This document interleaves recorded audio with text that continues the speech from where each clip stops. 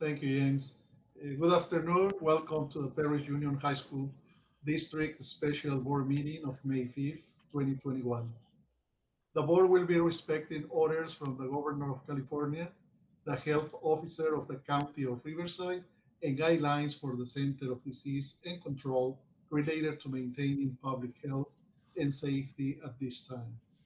Consistent with these orders and guidelines, this meeting will be held online only, and there will be no physical meeting location open to the public. The board encourages members of the public to join the meeting electronically. At this time, I'm going to call the meeting to order at 4:06 p.m. First, I'm going to ask for a roll call to determine quorum. Trustee Vallejo, Present. Trustee Freeman, Here. Trustee Nelson, Here. Trustee Stafford, Here. and Trustee Arauz here. I have established a quorum. All items requiring a vote will be an oral vote for this meeting, followed up with an electronic vote. At this time, please stand up for the Pledge of Allegiance. Place your right hand over your heart. Let's begin. I pledge allegiance to the flag of the United States of America and for the republic for which stands one nation, under God, with liberty and justice for all. Thank you. Please be seated.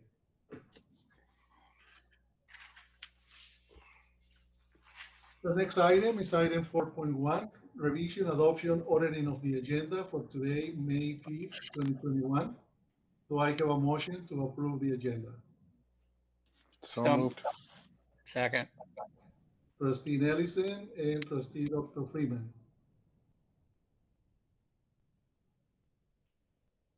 Okay. We are going to take a vote. Trustee Vallejo, Aye. Trustee Freeman, Aye.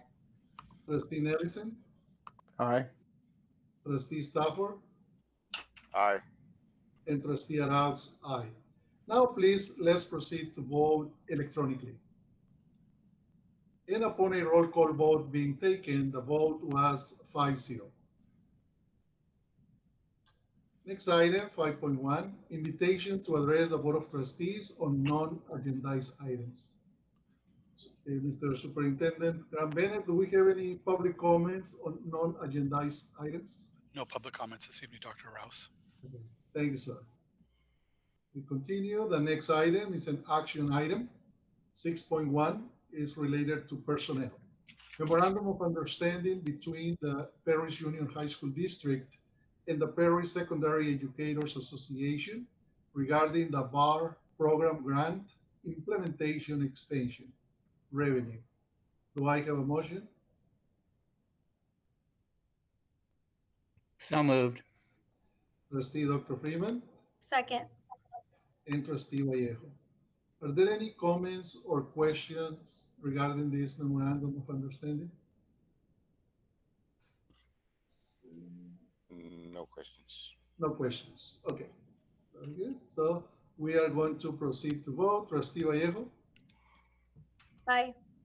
Trustee Freeman, Aye. Trustee Nelson, Aye. Trustee Stafford, Aye. and Trustee Arauz, aye. Now we are going to vote electronically. And upon a roll call vote being taken, the vote was 5-0.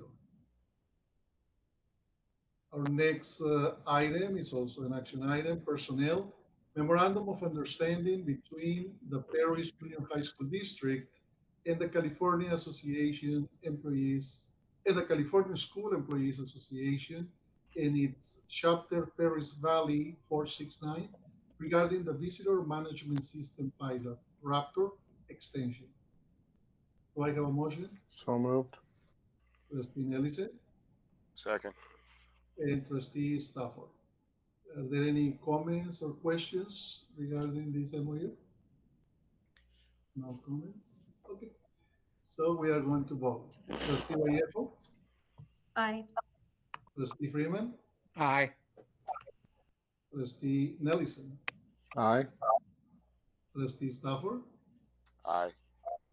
and Trustee Arauz. Aye. Now please proceed to vote electronically. And upon a roll call vote being taken, the vote was 5-0.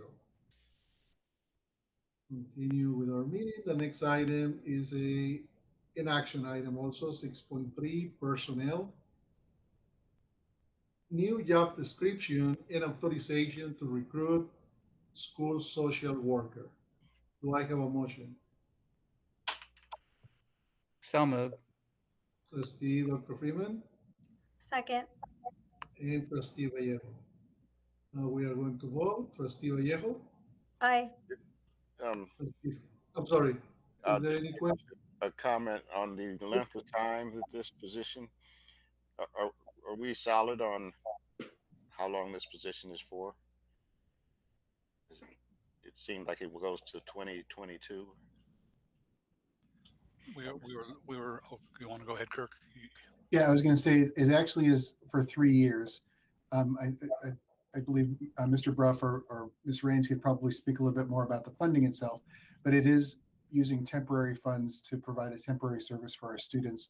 So that's why it's listed as just for the 3 years, for the next school year, 21-22, the following school year, 22-23, and the year after that, the 23-24 school year. So it's not using general fund money, it's using that COVID-19 funds as we're coming back from distance learning and to help meet the social emotional needs of our students.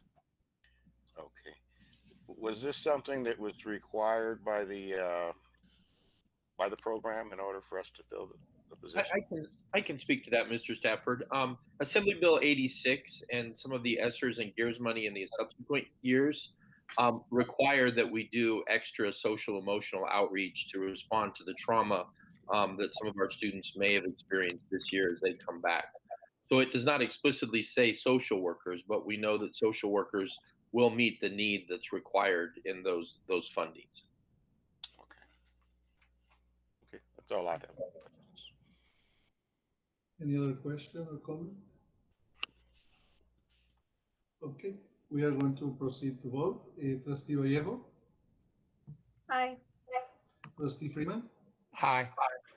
Trustee Nelson, Aye. Trustee Stafford, Aye. and Trustee Arauz. Aye. Please vote electronically. And upon a roll call vote being taken, the vote was 5-0.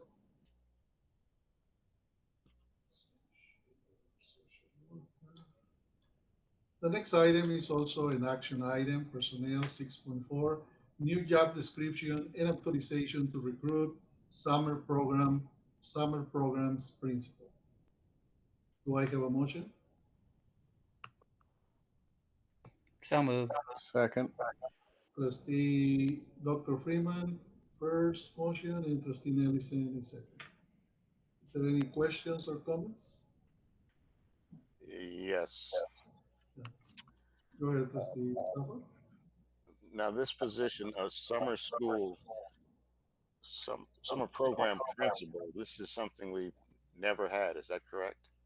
Yeah, that's correct, Mr. Stafford. This is a brand new position. And as you may recall, Mr. Bruff and had shared in previous meetings that we're looking at a very robust summer school this year that is 2 parts. And I believe it was actually the entire Education Service Department team that was presenting. And it's 2 parts. It's both for our general education students and our students with special needs. And so we felt that this would be a great opportunity to bring in some of our people that want to become administrators, to develop administrative experiences so that they can actually completely dedicate themselves to overseeing this very robust program that we have over the summer. And so that's why it's brand new, and it's only something this year because of the unique needs of the program this year. Okay, so the principals that normally would work their sites for summer school or APs, what's the hierarchy here? Is this put this person in charge of those people, or what's the chain of command on that? Great question, Mr. Stafford. Thank you. So realistically, kind of takes summer school out from underneath the principal's specific authority and gives it to the summer school principal. So the summer school principal can see the entire program. Because what typically happens when we've had a smaller program in previous years is that the administrative staff works together to supervise the entire summer school, but typically no single administrator covers the entire summer school period. And so what this does is it allows a dedicated person to be there entire time to work over that program. Now they're going to be working in conjunction with the site administrators, but it allows them to focus their attentions wholeheartedly on the summer programs while the administrators get ready for reopening the school year next year. The site administration that's normally there can also provide support to this, but it just allows a dedicated administrator to oversee the program for this year. So hopefully that makes sense. So they're separate from the administrative team that's there. It's not underneath the principal, it's not underneath the assistant principal, it's over the program and the staff that goes along with that program, while the administrative staff can support it and it can also get ready for next year. Okay, so technically, Mr. Bruff is Correct. They would be underneath. stop Yeah, they'd be underneath Mr. Bruff and the cabinet. Correct. the summer school program. Well, Grant ultimately. But Sounds like being a student teacher. yeah, because it's new is why I'm asking these questions. How many are all the sites going to have summer school this time? Are we? Yes, sir. And if I could add another component, I mean, Mr. Skorpanich spoke to this, but each site will have this. And the upcoming year will be unique in that we're coming back from distance learning. Master schedule will be a much bigger puzzle to put together than the past. This will allow our assistant principals that might have had to pull themselves away to really focus on that. The assistant principals who were in charge of interventions and support in the fall, they can really spend their time and energy planning those things. And it will assist us in preparing for the upcoming year, as well as supporting and nurturing future candidates that could move into administration later. Okay. I appreciate all the work they're doing on this and probably have done quite a bit of work already. I just kind of want to understand this principle is like a rover, basically, right? No, Going to review all the sites. So there'll be, thank you for that. So there'll be I think you had asked Mr. Bruff, are we going to have that program at each of our sites? So we intend on having a summer programs principal at each site. So there'd be a summer programs principal at Paloma Valley, a summer program principal at Heritage, a summer program principal at Perris High School to oversee the programs that are there. Okay. And they will create the master schedule with Julie Zero. They will greet students in the morning like a normal principal would. They will handle any discipline that may arise. They will do the day-to-day running of the summer school at that site. Okay, and because I can't recall, this is just during the summer school period, right? Yes, sir. Yeah, that's correct. Just during summer school. So just preparing for summer school during the summer school period, and that's it. And Okay. and it's not additional staff that we're hiring. I think that's an important part to understand, that we're not going out and recruiting from everybody. I think Mr. Bruff alluded to the fact that we would be recruiting in-house because it's an opportunity of allowing people to develop those administrative skills and see if administration is the thing that they want to move into. But it allows them to develop those skills while they're overseeing that program for the district. Okay, and the one question is on this one, funding is CARES Act? Yes, AB 86, sir. It's because we have the extended learning opportunity for summer school. We're funding it out of those dollars. Okay. So questions I have. Ms. Vallejo had a question. Thank you, Mr. Trustee Stafford, and thank you, Mr. Skorpanich and Mr. Ruff, for answering the question. Are there any other questions or comments? Ms. Yeah, I have a Vallejo. question. Go ahead. Okay, so the person who becomes principal, could that be anyone regarding like the assistant principal bracket, or like anyone who has experience, or could it be like a teacher or something? So it would need to be, as the summary indicates, it would need to be someone that has an administrative credential, administrative services credential. Ideally, what we would be looking at is we would be looking at individuals that are probably classroom teachers right now that are looking at moving into admin down the road. but it could also be one of our assistant principals that has exhausted their days, but they'd like to oversee this program. But really the intent is to be those individuals that are looking at moving into administration, and they would need to have that admin credential. Okay, thank you. And one more question: how long is your list? I know you had the academy, your program, Kirk, that you ran, and you probably have a lot of people that are. Well, and I don't know yet, Mr. Stafford, because we need the authorization from the board to begin recruiting first. And then once we get that, then we would go out there. And we do have quite a few of our employees in the district that have admin credentials. But whether or not they're interested in serving in this capacity, we don't yet know. So if the board approves this, then it's at that point that we would begin recruiting. We'd be able to find out from there. Okay. All right. Thank you. Any other question?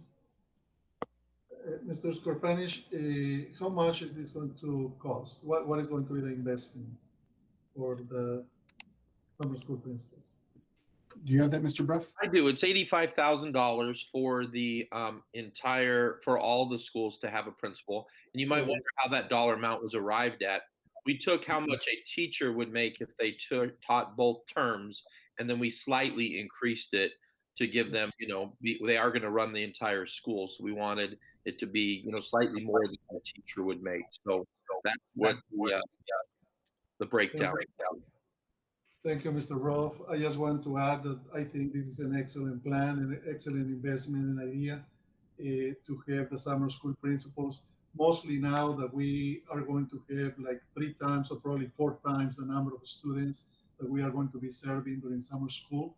Or you mentioned in our last board meeting, we have never provided these kind of services. And in previous years, I agree with Mr. Stafford, this is the first time that we are doing it, but it's the first time that we are having a summer school in such a great scale. Right? So it is great that we are going to have one person coordinating the whole summer school program for the whole time. In the meantime, the other site administrators are going to be focusing on getting ready, how you explained. So thank you for developing the plan. Any other questions before we proceed to vote or comments? Okay, so we are going to vote now. Trustee Vallejo, Aye. Trustee Freeman, Aye. Trustee Nelson, Aye. Trustee Stafford,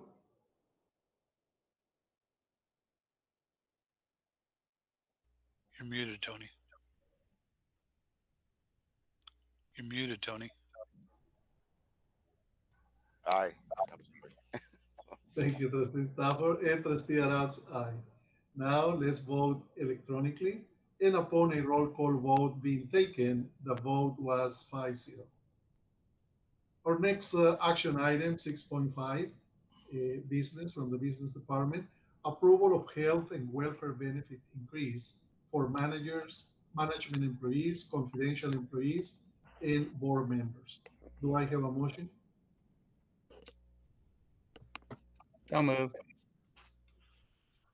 Trustee Dr. Freeman Second. and Trustee Nelson. Are there any questions or comments? Questions. Right. This is increasing the cap from what I read, and I'm not sure how it affects me. I know we've seen several charts, but I don't think we saw the final chart on what was going to happen with health insurance and what the cap. This is just caps. It's not changing the cost for the people insured. Would that be correct? Is Candace with us? Yes, I'm with you. I probably, now that I'm talking, I'm showing up on your screen. You can see me. So Tony, you mentioned the final chart. We actually looked at those at the last board meeting when you were not here, but I'm very happy to take a couple of minutes and answer those questions for you. So you're correct. It is an increase to the cap for next year and for the next 2 years. Next year by $75 for single and by $225 per year for employees plus one and employee plus their family. Going out the next 2 years, so 22, 23, and 24, 25, those numbers increase each of those years by $350 for single and by $800 for family. Now, outside of so that's something we can control, is what the district contributes. What we can't control, we can a little bit. We can help by plan design and that sort of thing. But I think what you might have been referring to is the premiums that we have to pay based on which plans the employees select. So the way that we have structured this is by for next year, because we have our premium increases for next year. And they're no longer estimates, like when we talked about this 2 times before with the board, which is probably the last time you recall, Tony, or Mr. Stafford, sorry. And so what we've done is we've tried to make it to where the out-of-pocket increase for our employees stays roughly the same. So for some plans, it's going to go down, like 26 cents. And for other plans, it might go up, a couple of dollars, but it's all right within that range. And that explanation also holds true when we get to CSEA, which is tentatively scheduled for the 19th, when we get to our CMI board agenda for our CMI employees as well. So we use that very same methodology all the way across the board so that we're equitable with everyone. Okay. Yeah, I read through it, not that I understood every part of it. So could you send me that information, Candace? Sure. Or I give you a call just to Either just to figure out where I fit into this. Gotcha. And where other individuals also, and just about everybody, increases and decreases, because Yeah. it's sort of a blur now. I remember seeing the charts. I remember what we were going to do, but and I actually plan, I don't want to presume any decision of the board, but assuming this is adopted tonight, we'll be sending out a summary version of that to everybody, including board members, know where they are with that. okay. Thank you. Okay, thank you. Excellent question, Trustee Stafford. If we don't have any other questions from the board members, I would like to ask a question, but I would like to give the opportunity first to the other board members. If you have a question, if you can start talking, because I cannot see you on the screen. I cannot see everybody if you raise your hand. Okay. So I had 2 questions, and the first one was exactly what Mr. Stafford mentioned. And thank you, Ms. Rains, for clarifying and confirming that everybody across the district, both associations, they are going to be getting the same percentage, right? It's going to be equal treatment for everybody. Just wondering, how much is the investment in this increase?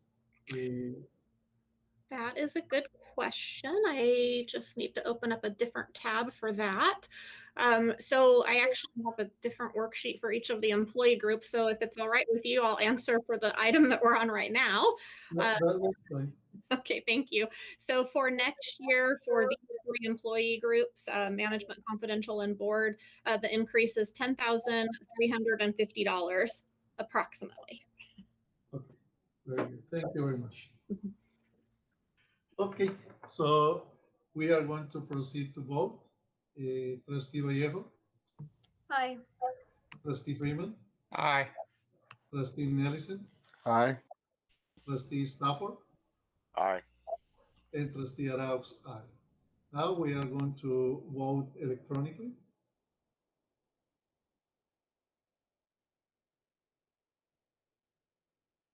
And upon a roll call vote being taken, the vote was 5-0. Next, we have oral reports. 7.1, wellness and social emotional learning update. Yes, thank you, President Raux and the board and Mr. Bennett. We've got Dr. Garcia and Mr. Alzabeidi who are going to present this year on wellness. And, sadly, normally wellness is a good thing, but they're going to report to you on some of the challenges that students have faced this year. And this will be an excellent setup for when we report out to you on the next board meeting on how we're going to use many of these dollars to respond to the trauma that kids have had and the difficulties they've experienced this year. So I want to thank our team. They've worked very hard, and I will turn it over to Dr. Garcia. Hi, good evening. Can you hear me? Okay, Yes. Emil was going to present.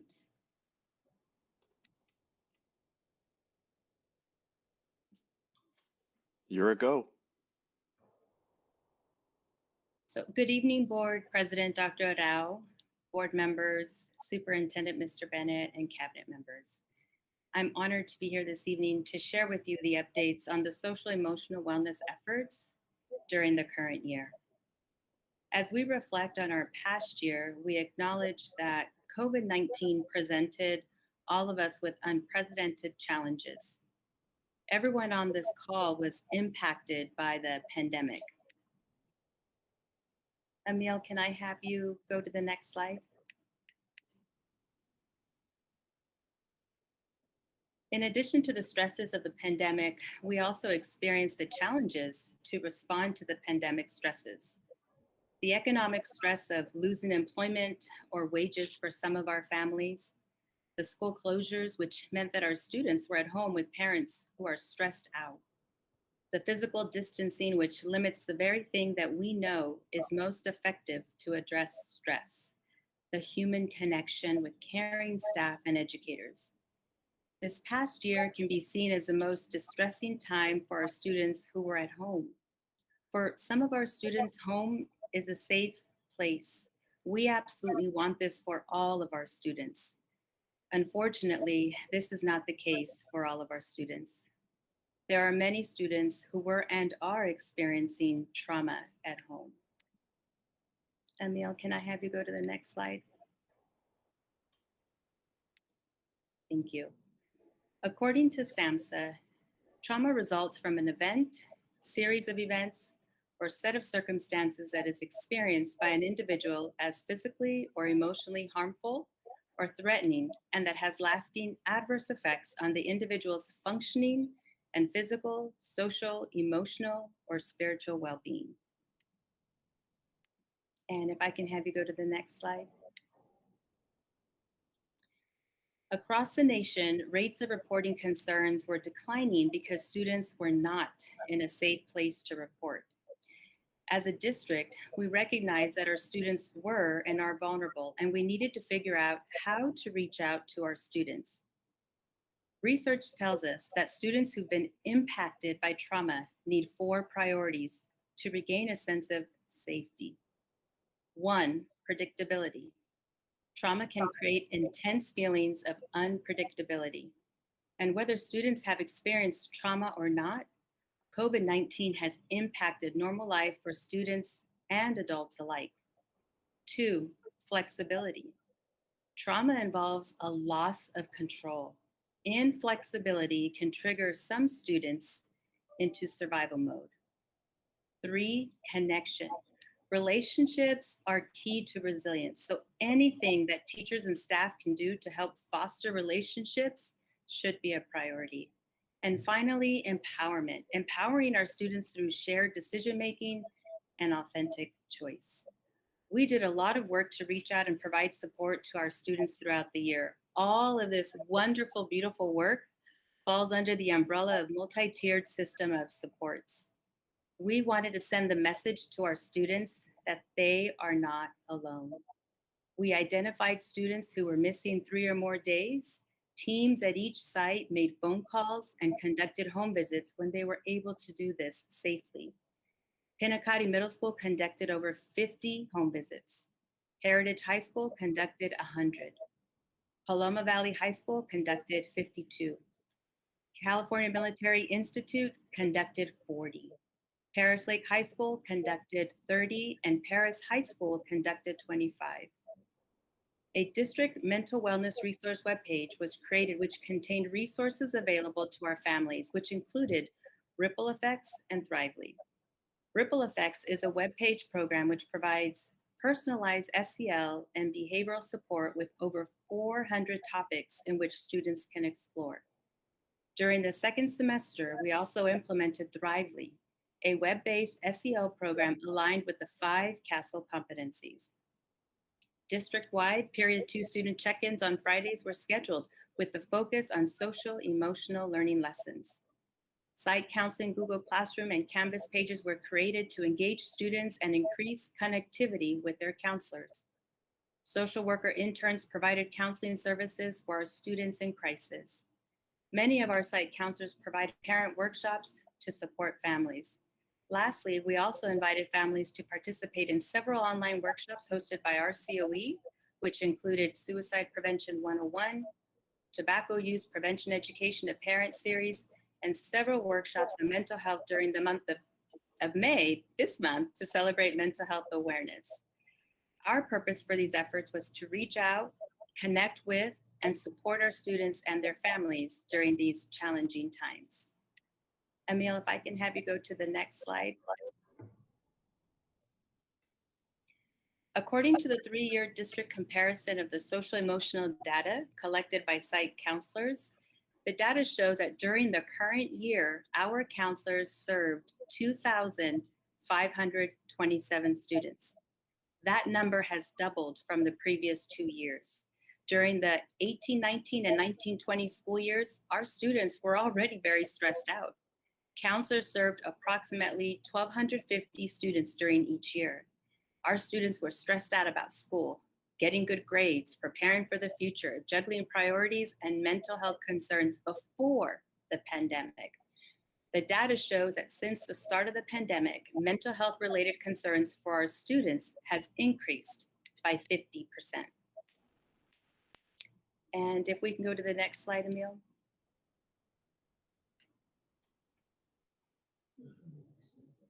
If we take a closer look at the data by grade, the data shows that all grade levels were impacted. We know this. Middle and high school students are experiencing frustration, sadness, anxiety, feelings of being overwhelmed, especially during this time. We know that as our students are transitioning from elementary to middle school, that transition alone is very challenging. The stress is compounded by a layer of the impact of the pandemic. We are grateful, however, that a couple of years ago, Pinacati Middle School was provided with a crisis counselor, Mr. Christopher Tinajero. He is absolutely amazing. He connects with students, establishes rapport, and supports students through their healing. He alone met with many of these students. In addition, he conducts group counseling each and every day. These totals do not reflect the students he connects with in the group counseling he provides. The data also shows that there was a significant increase within all grade levels at the high school level during the current year in comparison to the previous years. If we look at 9th grade, that increased by almost 70%. 10th grade increased by 50%. 11th grade increased by almost 40%. And let's just look at that 12th grade. That increased considerably. Contacts increased from 107 to 752. The senior data is very telling. For our seniors, the senior year is filled with many celebrations with families and peers and is also a transition period for that next phase of their lives. This year was significantly challenging for our seniors. Emil, if we can move to that next slide.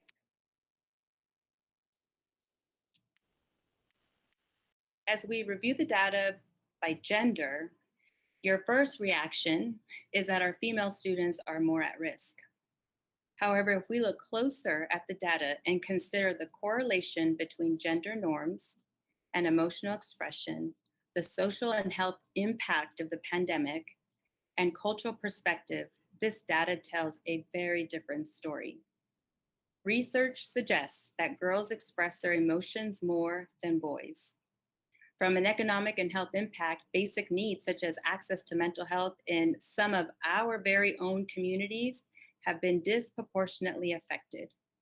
From a cultural perspective, our male students of color are more likely to not express their emotions and may not reach out for support. From a gender neutral experience, students may be apprehensive to reach out. We need to educate all of our students that it is safe to self-reflect, to recognize when they're feeling emotions, to understand that it is normal to feel emotions, to express their emotions in a healthy way, and to reach out for support. And if you can go on to the next slide, Emil. Thank you. We partnered with Care Solace, a web-based mental wellness app, our counseling staff access to refer families for mental health care, support, and services. During this current year, there were a total of 756 inquiries received and 80 anonymous searches. That's totaling 836 inquiries. That means that 836 individuals were reaching out for help and support. And if we can move to the next slide. The data captured from Care Solace regarding the common challenges our students are facing were consistent when compared to the social emotional data collected by our site counselors. Among the top areas of concern for support were anxiety, feeling overwhelmed, depression, grief, stress, and self-harm. We know that students who've experienced trauma need a sense of safety. Most importantly, they need connections and healthy relationships with caring school personnel who will build trust by being genuine and being present, who express to our students that we see them, that we get it, and we're here to help, who send the message of hope to remind students of their individual strengths and express that everything will be okay. The consequences of the pandemic will continue long after we reopen our schools. The process for healing is a marathon and not a race. This is going to be long and hard work. As a district, we provide a critical link for our students we serve, and we need to be prepared to respond to the social emotional needs of all of our students. This past year has been very challenging. There was a lot lost, but there was a lot gained, and we have a plan for trauma. This was probably the most powerful thing we did this year. I'd like to thank you for your time. I don't know if there were any questions that you had before I have Emil or Dr. Gelke present the work that they did with their social work interns.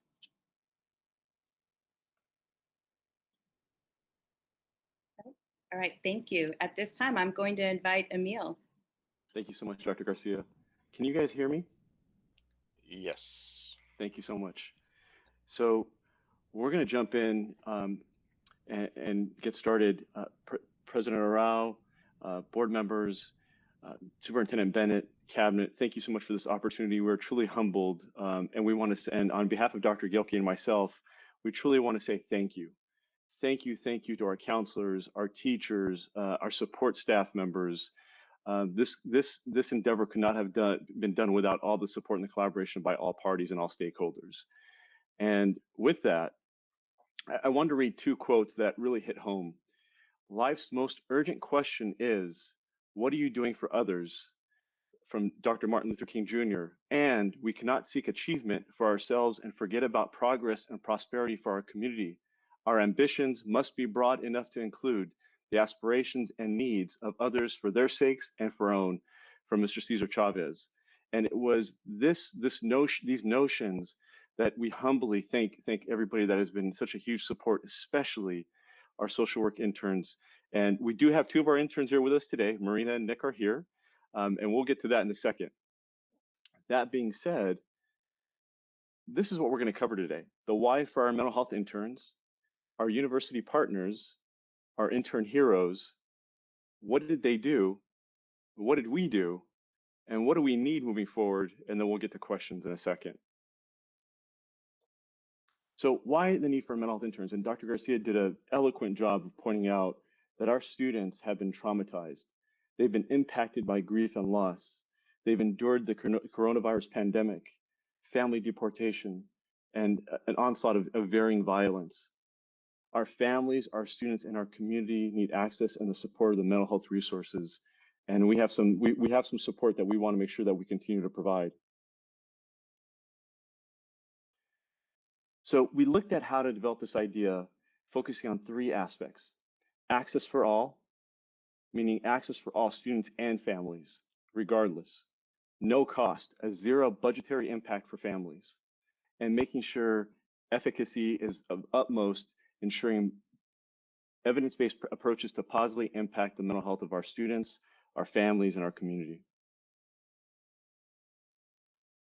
I'm going to go ahead and pass it on to Dr. Gelke.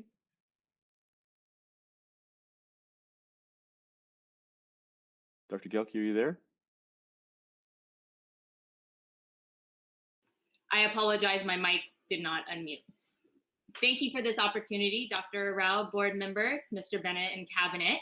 So we partnered this year with 2 universities, Cal Baptist University, which provided us interns from the MSW program, as well as Cal State San Marcos to obtain interns. This year we had 14 interns that assisted us with the referrals. So we, as Emil mentioned, Mr. Alzabeidi mentioned, we do have a few interns with us tonight. So I'm going to mention them first by name. It's Nicholas Del Rosario. He is here, as well as Marina Cunningham. She's here as well. So just thank you to both of them. But we also had Rosalind Richardson, Michelle Orozco, Jack Hay Yarborough, Brianna Brewster, Catherine Meacham, Abigail Sutherland, Candace Harthorn, Bianca Torres, Melissa Martinez, Star Alcazar, and Christina Gandara.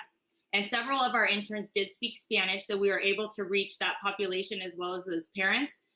They were very effective in not only working with primarily the EL population, but also assisting others whose parents were primarily Spanish speaking as well. So we did not face any barriers in reaching the EL population with our interns this year, which was wonderful and amazing. So thank you again to all of our interns. It has been a pleasure working with them. What did our heroes do? So our interns this year provided individual, family, group therapy in English and in Spanish, as I mentioned. They participated in biweekly supervision with Emil and myself, and Emil and I will go into that a little bit more on the next slide. We connected families to various organizations. So you heard Dr. Garcia talk about Care Solace. That was one of the many resources we used in order to provide families that ongoing care that they may need. We also use local community resources such as the Family Resource Center, as well as Victor Community Support Services to assist these families with other things that they may need, not just the mental health perspective, but the environmental factors that are affecting their mental health. So we could look at housing, ability to pay bills, food, maybe a loss of a job. So there were other resources that we partnershiped with various agencies to support them with, because overall, as we all know, that affects mental health. So they did a fabulous job of that. We intervened district-wide and on individual crisis situations. Our interns were able to support when we had district-wide crises and be part of the groups that we offered across the district to the different comprehensive campuses, as well as they had their own individual crises that myself was able to step into, and I believe Emil as well, in order to help individuals that were literally in crisis at that moment during the session with our interns. And so at that point, it becomes a very critical situation. And so they were able to link them and the families directly to either the ER, to the Mental Health Crisis Center in Perris, or to do a deputy dispatch. But at every time we stayed on the phone with these families or the Google Meet, we made sure they got immediate direct access to services. And I'm happy to report that, thank goodness, all those students that were in crisis are receiving ongoing services and have gotten the support that they need. So that's truly a blessing that our interns provided us with. They collaborated with school staff to support our interns. So we had 108. I think I misspoke last time when I mentioned a lower number. It's 108 referrals that we had from our counselors and from our teachers of students they were concerned about that weren't engaged in school or were sporadic in school. And so they reached out to see how we could help engage the family. And again, it wasn't just about working with the student, it was supporting the whole family in order to help the student be successful. And then there are macro projects. So in their social work programs, they have to do what's called a macro project, which is making a difference somehow in the community or in the agency with which you work, which will have a larger effect on populations. And so there were 3 macro projects that our students went ahead and did. One is an intern manual. Emil and myself started an intern manual digitally that the interns took and expanded upon, put in their knowledge of working with us through this year program. And now we have a very fluid virtual document that we can utilize ongoing throughout the years to provide the continued robust and detailed program, as well as give some direction to the interns right off the bat from our previous interns, which is more peer-to-peer than rather hierarchical from Emil or myself. So that's very valuable to us. So thank you for that.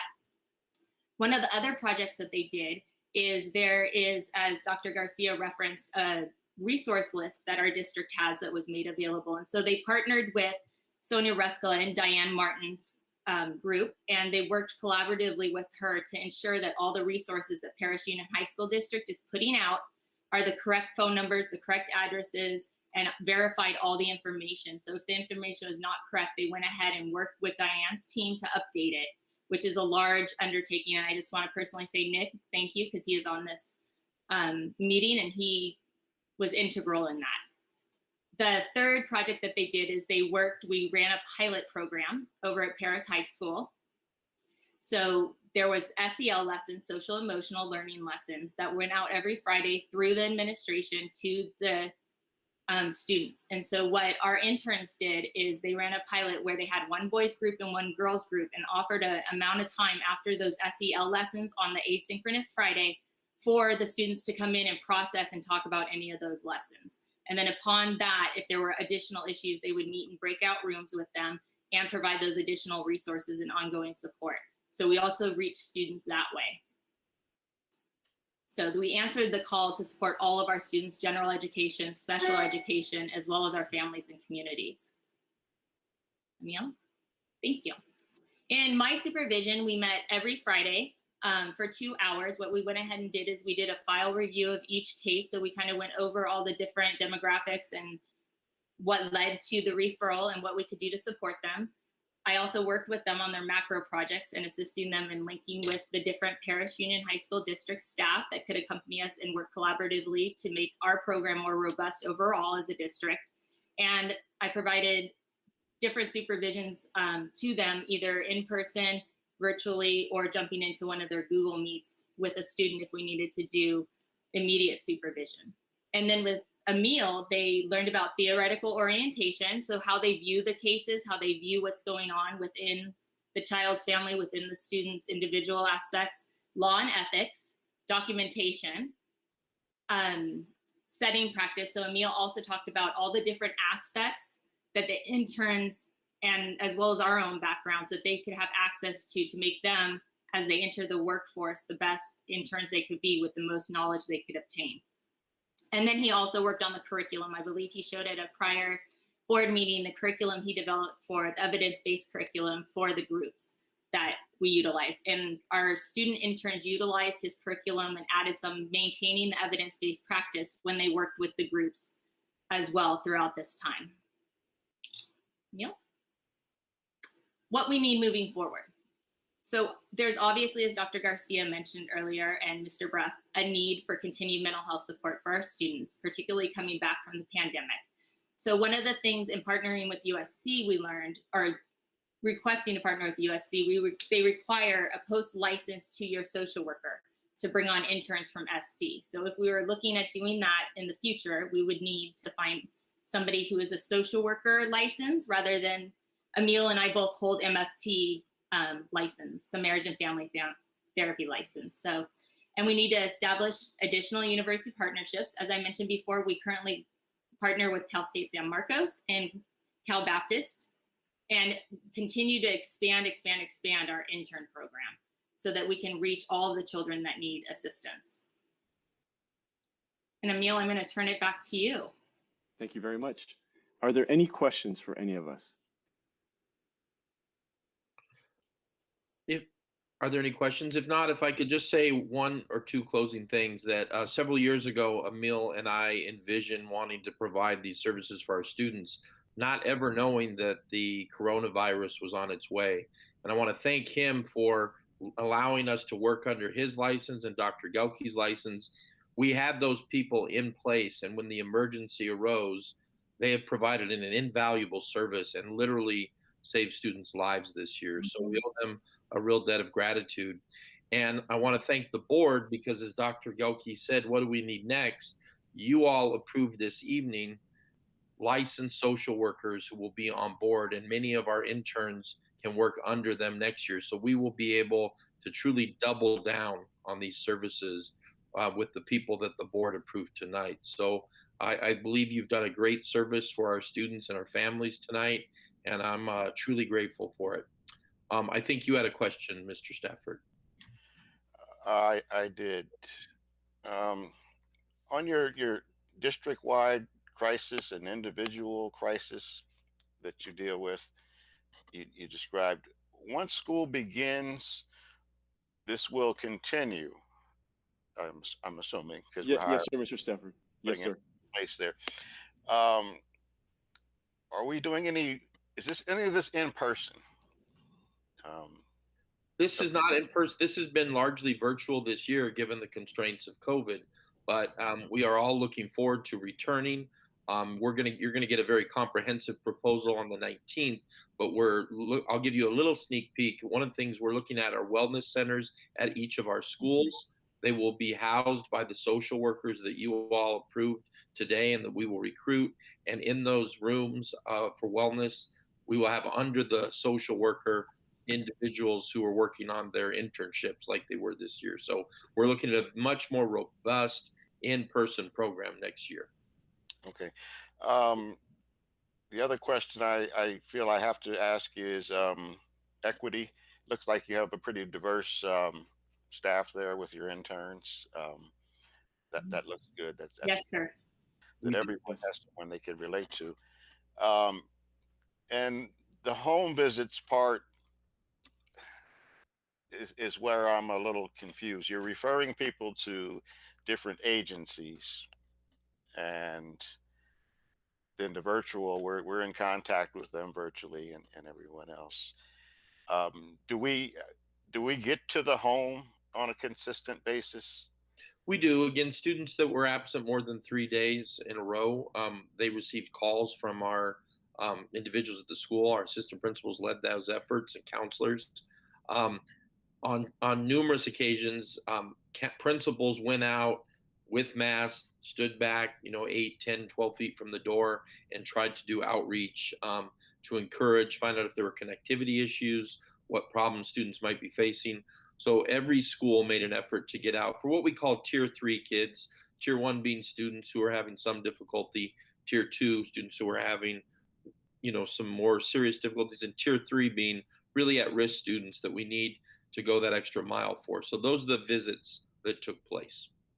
Okay, and I say that, and I'm just having thoughts of what you say. It's one of the figures there. The African American young man tends to hide his emotions and will not talk about things. And if the people, our staff or whatever agency, hopefully our people will be doing that too, can get into the home and understand them and have a conversation and not have a judgment, that they don't have to feel ostracized if they want to step into that room at school.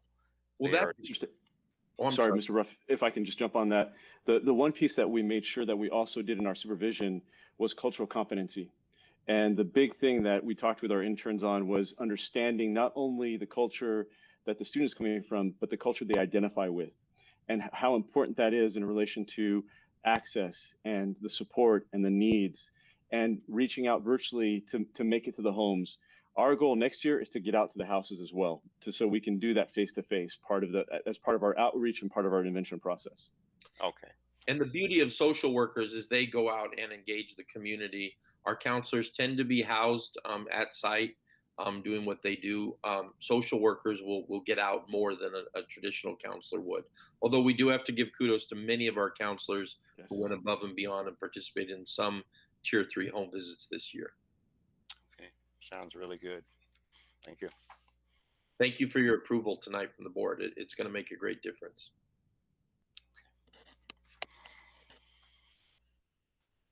Okay, I'm seeing also Dr. Freeman, please. Yes, sir, Dr. Freeman. Thank you, Dr. Rao. Yeah, first of all, do you know of any other districts that are creating such a program as what we have here?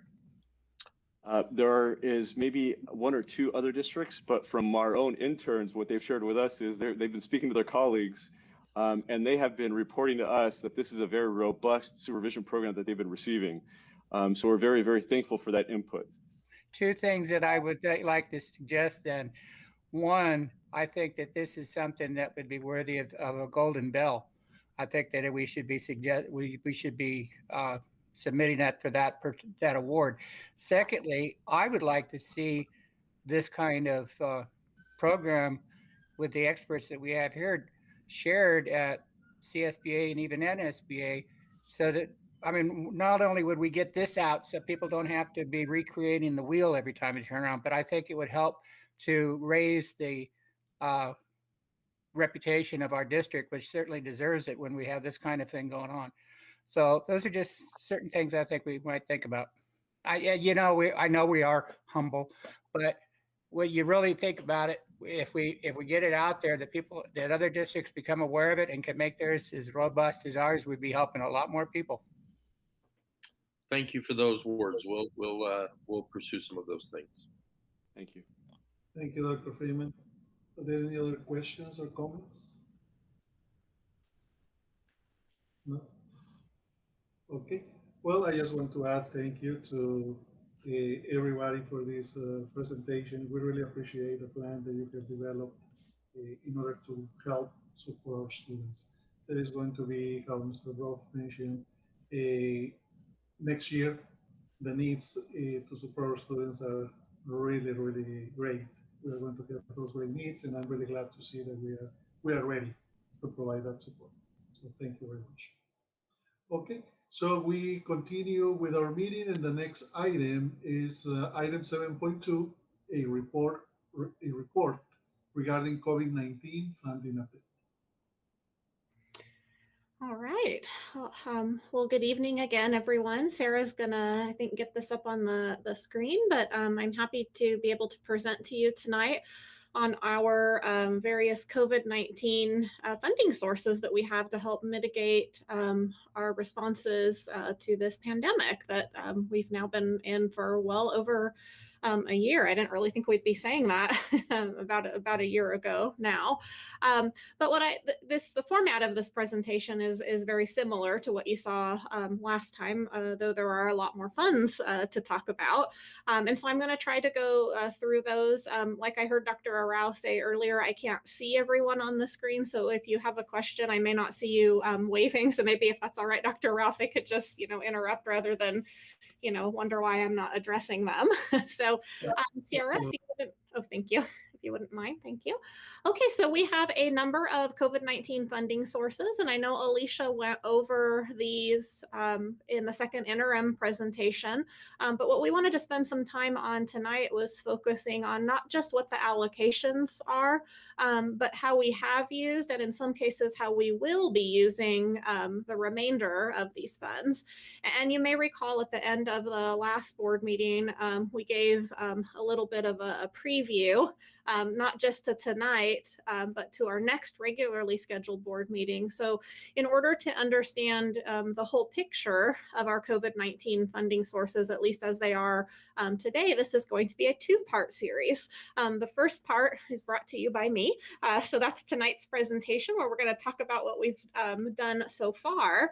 And then Mr. Brough and his team will bring to you a more comprehensive plan in terms of our AB 86 extended learning opportunity or expanded learning opportunity program at the May 19th board meeting. And that's timely because the plan is actually required to be approved by the board and submitted by June 1st. So that's kind of how that timeline works. So with that little bit of a backdrop, let me get into this. So you can see our first funding source there is Senate Bill 117. That was the initial funding that we received for COVID-19. Looking at all of the funding now, it really wasn't a lot of money, but nonetheless, we got $159,000. That has been fully expended. That was from the state general fund. That was actually spent in last fiscal year. Then what proceeded to happen is, and I think we all know this, but the CARES Act passed. And so that was the CARES Act and the learning loss mitigation funding that we've talked about at length at times. And so that was the coronavirus Relief Fund, or CRF. That was Proposition 98 Learning Loss Mitigation Fund, and the governor's Emergency Education Relief, which was called GEAR, but now there's another GEAR, so we call that GEAR 1. And then it also include ESSER, which is the Elementary and Secondary School Emergency Relief, which again was just ESSER, but now there's ESSER 2 and ESSER 3, so this now becomes ESSER 1. Hope everyone's keeping up. So that is what we had, all the way through first interim. And then in December, I think it was, former President Trump passed the Coronavirus Response and Relief Supplemental Appropriations Act. And so that gave us ESSER 2 and GEAR 2. We still do not have the allocations for GEAR 2 because that's allocated to the states to then determine how that will be allocated, what kind of strings may be attached to that. So that is no different than when Alicia reported at the second interim. And then we have President Biden's American Rescue Plan, which came out, and that gives us ESSER 3. While we do know our allocation or our approximate allocation for ESSER 3, which you can see there is $19.7 million, the largest of our allocations to date. We don't have a lot of details yet on ESSER 3. It will require a plan, but we don't know what that plan looks like. We don't know the timeline for that plan or anything like that yet. We don't, I'll get a little bit geeky here, but we don't even have a resource code for that money yet. So as you can see, we haven't spent any of that money yet. And then we have AB 86, which is in two parts. The first, the in-person instruction grant, $3.5 million almost, and then the expanded learning opportunity grant of $8 million that Alicia talked about a little bit at second interim. 10% of that is required for paraprofessionals. And again, that entire ELO plan will be talked about by Mr. Bruff and his team in 2 weeks from today. So that was just a real broad overview of all of the funds that we have. Like all funding pots that we have, some funding pots are more restrictive than other funding pots. We always want to try to use our most restricted funds first. And then, of course, obviously adhering to the expenditure timelines, because we are never going to send any money back. We certainly have a need for these dollars, given what's going on and what we're dealing with. In general terms, the ESSER dollars, for certain ESSER 1 and ESSER 2, and most probably ESSER 3, even though it will require a plan, are the least restrictive of the COVID funding sources. So as I go through and talk about the various things that we have utilized these dollars for, you'll kind of see that theme, particularly with diverting the costs of some personnel costs, which when we do that, when we're able to charge expenditures to a restricted funding pot, we are able to, on a one-time basis, free up money in the general fund, which is certainly helpful. So I just wanted to try to provide a little bit of an overview lens of all of the funds we have, how they originated, and kind of how we need to look at them in terms of least restrictive and most restrictive. So you can see all of our allocations there for all of the different funding sources, totaling just over $53 million. I know that seems like a large amount, but there's a lot of work that we've had to do, and there's a lot of work that we will have to do, both from the perspective of making sure that our students and staff and our work and our instructional environments are safe for people to be in currently and to return, and then to provide in-person instruction, and then on top of that, mitigate that learning loss that has taken place over this last year. And so I don't think this is a one-time conversation. I think we need to continue talking about our COVID-19 funds and our action plans as it relates to those.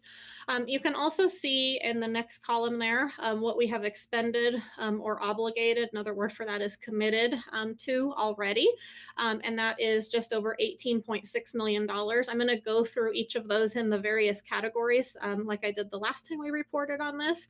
And then you can see that we have $34.4 million remaining. And then of course that includes the $8 million that Mr. Breath is going to talk about that I've mentioned, as well as the $18 million with the ESSER 3 that we are still waiting on details. That number does not include the Gear 2 dollars since we don't have those monies yet. And then you can see that the all of these funds have different expenditure deadlines. The furthest out of those is September of 2024. So you'll notice when Mr. Breath presents his plan in 2 weeks that he's actually got a 3-year plan. And I'm not an instructional services or an educational services person, but I think we all know we won't fix the learning loss that has occurred in just 1 year. So I know I am very grateful that we have these funds through 2024. And I'm going to move on to the next slide. Oh, I meant to turn that off. That's my vet calling. Sorry about that. Talk to them later. Moving on to the next slide here. Let me get myself there. So this is all of the things that fall under budgeted personnel and services. And so you can see that going across, I've broken this down by the various funding sources that we have spent so far. And then going down, I'll talk a little bit about this. So summer school that you see there, we used our CRF, our coronavirus relief funds, and this is summer school for last year. This isn't the robust summer school that's coming forward this year that we've talked a little bit about tonight. That will all be part of the ELO grant that, again, I keep saying this, sorry, Mr. Breath, that you will talk about. I'm leading up to, you're gonna have a great presentation, which I know you will. We are ready and excited. So, but you'll see all of those within that funding source. As you know, we have students coming back both in the cohort and the hybrid model. And in order to do that, we needed certificated substitutes and in some cases classified substitutes. So to date, we spent almost $25,000 for that. This was much of this was part of the last report, but the professional development days for our certificated teachers for this past August that already occurred, we were able to charge those dollars to CRF, as well as other diverted personnel, certain staff from educational services, certain health staff, our nurses, our health techs, folks in risk management, portions of folks in M&O and our custodians, even parts of our campus supervisors who at the very beginning of all of this were making phone calls home to families and checking in. We were able to charge part of that to CRF and then going forward, some of those going forward to other funding sources. So that's great. It's great that we have these dollars. But again, everything's always a very careful balancing act. Because certainly we like to have those one-time savings in our general fund, but we also need to use these dollars to mitigate learning loss and make sure we have safe working environments. As you know, and this was in the last report, we paid a bonus to our essential staff for the months of May and June. And so you can see those costs there. And then in other personnel costs, again, this goes back to the summertime when we trained our sub teachers. We had supplemental custodians, technology working overtime, all of those things that we did initially to prepare for distance learning. So that is the budgeted personnel and services category. And Sarah, we can go ahead and move on if you don't mind. Facilitating distance learning, and this is primarily, and I'll say an older category because we aren't doing a whole lot of that now. Now we're moving into in-person instruction and we'll hear a whole lot more about that. But you can see how we spent our CRF dollars as well as our Prop 98 dollars, buying Chromebooks for students, hotspots and connectivity. Some of our, Mr. Williams has talked about this, but some of our laptops have LTE or Wi-Fi, or not Wi-Fi, that's not the same thing, LTE, so data capabilities on them, software, server upgrades, hardware for our staff to be able to work remotely, teach remotely and work remotely, and then other technology supplies and things that fall into that category, chargers for our Chromebooks and that sort of thing. So those are the monies that we have spent to date on facilitating distance learning. And thank you, Sarah. And then this is a big category here, instructional materials and supports. In this category, you can see based on the different funding sources, we've certainly bought some textbooks, making sure that we have enough of those at home for our students. Some of these are online versions of textbooks.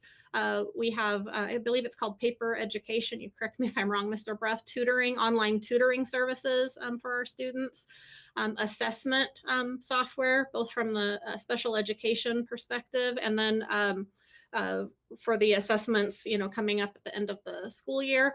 Our Ed Services Division, in my opinion, has done a wonderful job working with our school sites in facilitating the ability for teachers to create instructional material supply kits so that families, students can come to the school in a drive-through manner is how they did this initially, and picking up supplies that they need at home. That was critically important in the career technical education arena as one example. The board likely remembers this. There was a presentation, gosh, I think in the summer, maybe at the beginning of the school year. The board made the decision that we were going to cover advanced placement test fees for all of our students, given the economic condition that our families were in. And so you can see that there.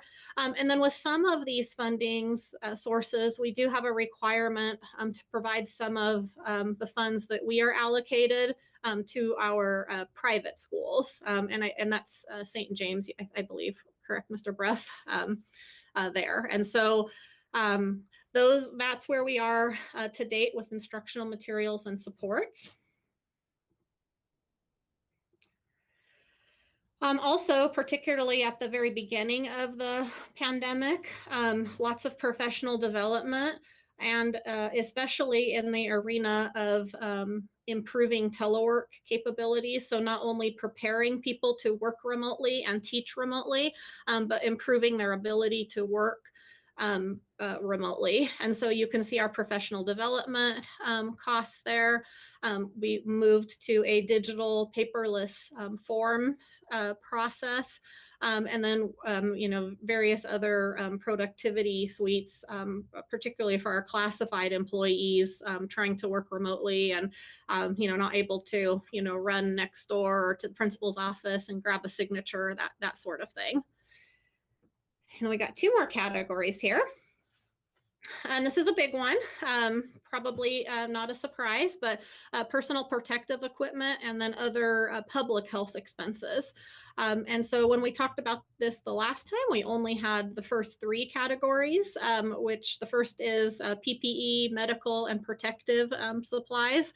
So those are the kinds of things that keep our folks safe in terms of masks and gloves and hand sanitizer and those sorts of things.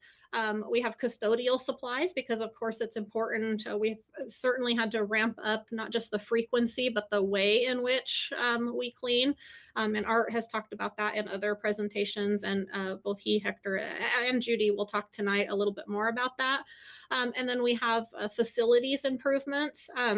I know I struggle a little bit with this category because when I hear the term facilities improvements, I think Hector Gonzalez, I think building buildings, modernizing buildings, but what this means in the COVID or the CARES world is what are the things that we are changing in our facilities to respond to the pandemic. So those are things like putting up plexiglass barriers in offices, on student desks, on teacher desks. modifying our drinking fountains to cap them off and convert them to bottle fill stations, purchasing air purifiers for our classrooms and office spaces, treating the filters in our HVAC units. And Art's going to talk a lot more about that tonight. But those are the types of things that fall under facilities improvements when we're talking about our CARES and our COVID funding. And then the new category here is testing and vaccination costs. And so as you're aware, we were required to test our students as they were coming back for in-person instruction when we were in the red tier. Now that we're in the orange tier, that is not the case. We are still required to test our student athletes for our indoor programs. And so that happens on a different testing cadence than we did for our in-person instruction. And then for our staff, and we all need to knock on wood here because I don't want to jinx anything, we are required to do response testing. And so that means if there's an outbreak of COVID, of certain numbers of cases, 3 and 20, and that's per the Cal OSHA temporary standards. And so we're knocking on wood because we don't want to have to do that. We had to do that 3 different times, and I think we're very lucky that it's only been 3 times. But the reason, it's really not luck, so I misspoke there. It's not luck that we've only had to do this 3 times. It's a condition of all of the planning and the procedures and the protocols that we have in place that keep our employees safe and our workspaces disinfected. And so you'll hear a whole lot more about that in the facilities and operations presentation that's coming next. And so Sarah, if we could move on to the very last category, which is a little bit of the catch-all, other costs. ESSER, as I mentioned before, is the most broad, we are allowed the most broad use of these funds. One of the specific things that we can do with those funds is provide allocations to our school sites. And so we have done that both out of ESSER 1 and out of ESSER 2. We are charging some of our graduation costs here, some of our athletic costs. These specific athletic costs is Judy purchased an additional insurance policy when we first came back for conditioning to make sure that our students were covered if there was an injury, and our athletic trainers we were able to charge here. Similarly, we were able to charge some of our transportation costs, home to school transportation, because we weren't having home to school transportation. Nonetheless, we still had to pay the bill for the transportation. So it's great that we're able to utilize these dollars for those contracts that we were, stuck with, so to speak, which frees up money within our general fund. And then almost all of these funds, I shouldn't say all of these funds, but almost all of these funds allow indirect charges to be charged. That's generally the case with most restricted programs. And so we've shown that here as well. And then the very last slide I have for you tonight, it doesn't give you any new information besides what I've talked about already, but I just wanted to summarize all of this into one table so that you had all of that. And so these are all the expenditure categories going down in the left column, and then the rows across the top are all of the various funding sources. And again, you can see that we have spent spent or obligated. And just for clarification, in the obligation is the full indirect amount. So we may not have charged that yet, but we are reserving that because we can charge that. So that's the $18.6 million and then our $34.4 million of remaining funds. So with that, I hope that provided a good overview for you, but I'm certainly able to answer any questions for you, and as is Alicia and anyone else here. Thank you, Ms. Rains. Do we have any questions? And again, I cannot see all of you on the screen. If you can just ask that question, please, board members. No questions for me. Okay, thank you, Mr. Mustafa. Okay. Anybody else? Okay. I have a question and a comment. First of all, I want to say thank you for providing this detailed information on how we have spent the fundings, the extra federal funding. If you can just, well, you don't need to. Yeah, if you can go back to slide number 1 when you presented to us personnel and services, please. Mhm.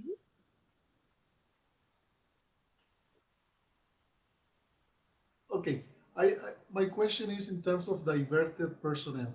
Can you repeat what is how do we spend $5.5 million on diverted personnel? You mentioned that part of them, that is the part that I remember among other things, campus supervisors making phone calls, right? Mhm. But it is my understanding that the campus supervisors were making the phone calls during their working hours, right? And we were already paying them with the general fund. So how does this become an expense to pay them? If Yeah, you could clarify that.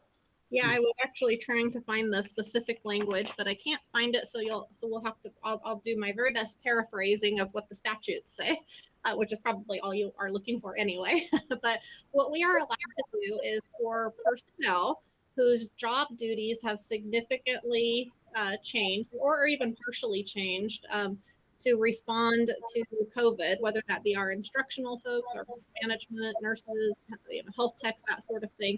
When their job duties have changed to become dealing with COVID, responding with COVID, in some of these funding sources, not all of them, in some of these funding sources, we are allowed to, instead of charging the general fund or wherever they may have been charged. In some cases, some of these people were charged supplemental concentration, as an example, but we're able to free up those dollars to charge here, because remember, we always want to use our most restricted dollars first, and so that helps us by freeing up other least restrictive dollars.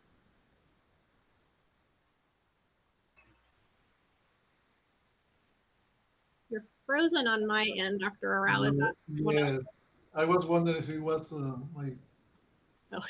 connection. We're each wondering who it is.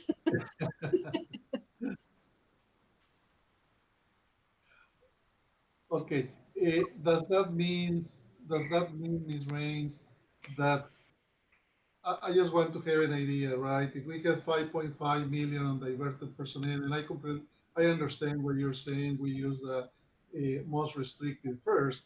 Mhm. That means that actually is transferring those 5.5 millions into the general budget, Mhm. correct? So Correct. we are going to see that when we analyze the general budget, technically this money is going to appear there. Would that be fair saying that? Yeah. Yes, it's fair, but I just want to elaborate that on just a minute. So the majority of these expenditures that transfer you're referring to has already happened. So we did see that already in second interim. And so what that looks like on a big picture scale is, because these are one-time dollars, it's not an ongoing revenue stream, is what Yeah. the end result is. We see an increase to the general fund ending balance. But if no other changes are made, we continue to see the same level of deficit spending. So what it does is it allows us to spend those monies on one-time expenditures. Yes, that is not going to continue in the general fund, but we are going to see reflected. Yeah. Yes, exactly. It's going to be reflected there. So just summarizing, we can say Chromebooks, hotspots, and things like that in instructional materials, 2 millions in Chromebooks, I'm rounding it off, and 1.4 instructional materials. And we say that a little bit less than $4 million from the 18 that we can spend have gone directly to our students. Correct. Yeah, instructional materials. Yes. I guess it might be hard to say, PPE and that sort of thing went directly to the students, Yes. but for their benefit, for our staff benefit. Okay, I just wanted to have an idea how much of what we have, of the 18 million that we already have spent, has been spent in our students directly, because we know that everything else is indirectly spent in our students, right? Everything is for staff. Okay. Thank you. Are there any other questions or comments? No. Okay.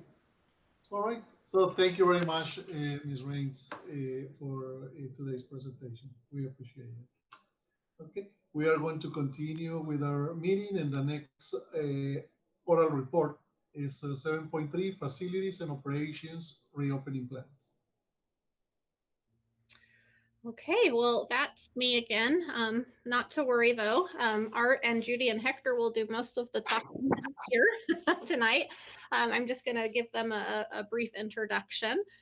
So we are really pleased to present to you. I'm going to call it part 2 because it's the second very in-depth presentation that we've been fortunate enough to provide to the board and to our stakeholders on our reopening plans, though you have been here. And so the last time we did that was in November. Don't worry, we aren't going to talk for 2.5 hours tonight like we did in November during that study session. But we wanted to spend some time tonight going over some real specific areas. I know we've talked a lot already about cleaning and disinfection, but Art had some very important updates he wants to talk to you about there, particularly with increasing on a temporary basis the number of custodians that we have, so that we can increase our cleaning frequencies and high touch surfaces. He'll be talking to you about preventative maintenance that he's doing. Another big category we wanted to spend time talking to you tonight about is ventilation and air quality. And then Judy will talk about infection control, which we've talked a little bit about before. But since the last time that we talked to you in November, we spent a lot of time in November talking about the public health guidelines, the different campus audits and assessments that we had done, how we were setting up classrooms and desk barriers and mobile desk barriers and signage and hand sanitizing stations and all of that. And so tonight we wanted to focus, like I mentioned, on these very specific areas, and in part because a lot of things have changed since November, particularly as it relates to infection control. And as more and more is known about COVID, and CDC and CDPH release, different and updated guidance. So at the end of this, I'll talk about some next steps because we've got more big changes coming with the June 15th Beyond the Blueprint for a Safer Economy. And so we'll talk about that at the end. And I didn't realize we were not on the correct slide that entire time. My apologies. So that's what I just talked about. And now we will turn it on over to Art Fritz. Good evening, Dr. Rao, board members, Mr. Bennett, and cabinet. I'm going to talk a little bit about cleaning and disinfecting, tell you what our custodial staff are doing right now. Right now, deep cleaning was completed in all occupied and unoccupied areas. Custodians continue to clean and disinfect on a daily basis. All occupied areas and associated restrooms are focused on high touch areas, handrails and doorknobs. Based upon the site's daily attestation, disinfection of isolation rooms as needed, and the supplies and equipment that we're using are Karcher misters, Victory electrostatic sprayers. We're still using the vital oxide. We are using the wipe all disposable wipes. Hygienist System Pure ATP. That's our random swab testing that we do. And we do that because it supports the effectiveness of our cleaning technique. Next slide, please. Like Candace was saying, addressing more frequent cleaning. As we prepare to reopen, as we call it, get back to normal, additional personnel will be added to increase the cleaning frequencies. We want 13 short-term custodians for Perris High School sites and 2 short-term custodian positions for CMI. And the earliest that we want to start them is during summer school or June the 7th. The additional services and the frequencies they will be doing were cleaning, disinfecting the common areas, restrooms, lobbies, high traffic areas, admin buildings, counseling areas, multi-purpose rooms, the hallways, They're gonna focus on high touch areas, restrooms, panic bars, door handles, doorknobs. Anywhere that any of our students or our staff touch, we want them to clean and disinfect it. Right now, we already purchased restroom machines for all the sites, and we have electrostatic sprayers for all the sites. The short-term custodians will not be given a route or complete the work that a normal custodian does. And that focus will be on the increased cleaning frequencies. Let me see, I lost my train of thought. Oh, one more thing. When the position goes away, that it will not impact our permanent personnel. So we want to have them for a year. Next slide, please.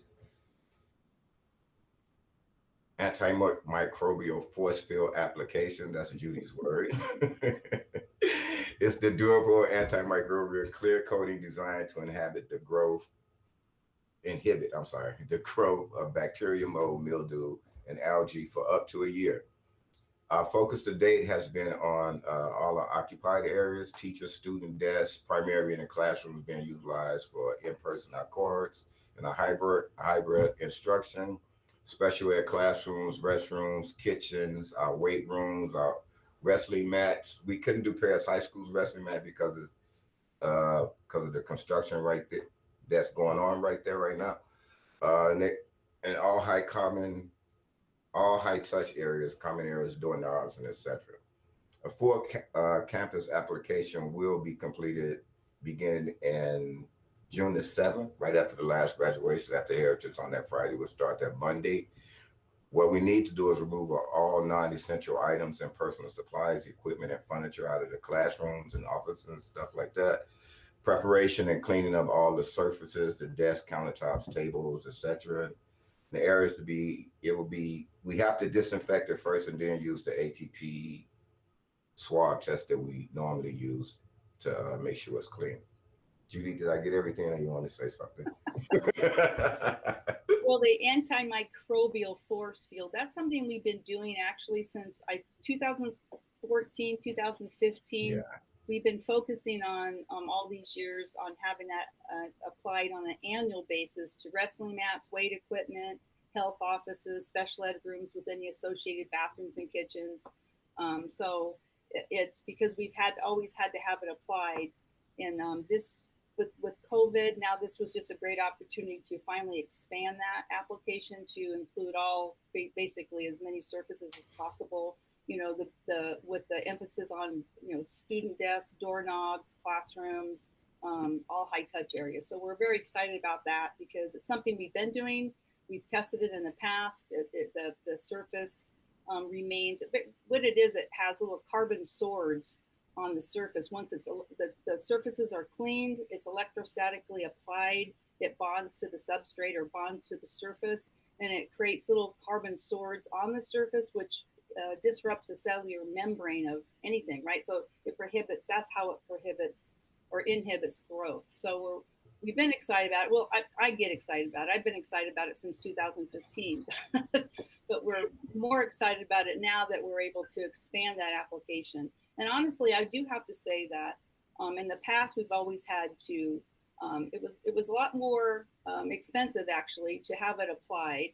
The vendor who manufactures this product has never or would not sell it to an end user. We would have to contract with somebody to come apply it. We did have a third party apply it, but we were able to buy it this time. And it's really because of the ongoing relationship we have with this vendor. He was willing to sell us the product itself. And so now because of that, and because the volume that we were able to purchase, now we can contract out with somebody just to do the application. But we've got the sprayers ourselves, we've got the material ourselves, and so we're able to expand that application. So we're very excited about that. Next slide, please, Sarah. Thank you. Talking about our water source and our plumbing at our restrooms and all of our sites. So since most of our school site restrooms have been closed, we had paid special attention to reopening our restrooms. We collaborated with Alan, he's our EMWD rep. He kind of gave us a reopening plan. We kind of did a preventive maintenance and replacement as needed. So we flushed our hot water heaters. We had to end up changing out 3 hot water heaters. So the faucet stems inside the faucets, toilet gaskets, and the diaphragms, and like Candace said earlier, he showed us how to change our water fountains into bottle fills because we have to provide water for our students. And then just how to cap off the bubbler part. That's the little, the part where you drink out of normally, but you can't do that now because we have to put bottle fill stations on it. So we collaborated with him. We replaced a ton of faucets, gaskets, because they were dried out and stuff like that, and diaphragms. Next slide, please. We're going to talk about ventilation, HVAC optimization. This was in addition to our preventive maintenance that the HVAC tech does. Our HVAC units were ran for 1 week prior before the custodians returned to do their deep cleaning. Belts were either changed or tightened up, replacing the motors and motherboards as needed. Outdoor air ventilation, our economizers were adjusted. They checked the freon levels in the air conditioners, checked the compressors to make sure they were running properly.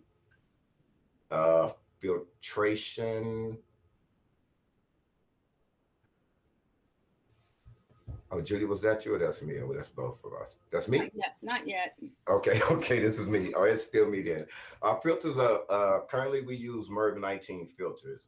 They're changed by PacWest filters twice a year. The antimicrobial field, the SD Pro Plus, that's what I called it, was applied prior to the filter installation on March the 23rd and the 25th. We did all the filters within the district. They were sprayed electrostatically, then flipped on the other side, let them dry, and then they PacWest installed the filters. Now, Judy. There I go. Okay. So Art just described the process for optimizing our mechanical HVAC systems, which ensure that the volume of air inside the classroom is moving. That's ventilation. You got all that air is moving, and then it's being diluted by adding fresh air circulation. I think he talked about that previously, where he talks about the economizers and making sure you call them economizers. The other, I forget there's another term, but basically that just means they're opening up and letting fresh air in. So that's circulation. And then filtration. And filtration is removing or capturing particles, organisms, viruses from the ambient air. That's the air that's circulating inside that classroom or the building. Art also mentioned MERV. MERV is not a filter. MERV is an actual rating. And so the rating, the filters that Art uses in the mechanical systems are rated as a MERV 9. And I know there's a lot of talk about MERV 13. I wanted to show you this picture. So I'm going to kind of get to why in a minute, but I wanted you to look at, it's not a tail. It looks kind of like a tail, right? But really it's a human hair. So I figured sometimes a picture is better, than talking, because we're talking about microns or micrometers. And so MERV 9 and MERV 13, both of those rated filters, it's a rating that the filter can filter down to 0.3 microns, okay? So that's what the MERV rating means. And then now there's different efficiencies that go along with that, but as far as the particular size. And so when we look at this picture, we got that, it's a human hair. I know it looks like a tail, but it's not. It's a human hair. And they're comparing that, which is, it says 50 to 180 microns, all the way down to past the SARS-CoV-2. You can see that arrow there. That's SARS-CoV-2. That virus is there. If you look at that really closely, I believe it's 0.1 to 0.5 microns or millimeters. That's the size of that virus. And then when you go to the left of that, this particular picture goes all the way down to the Zika virus, which is 0.045. And that's going to mean something in a minute when I go to the next slide. But I just wanted to give you a visual, because we're talking about, really exciting stuff like antimicrobial force fields and volumes of air. So I thought we'd throw in a picture that's a little more interesting.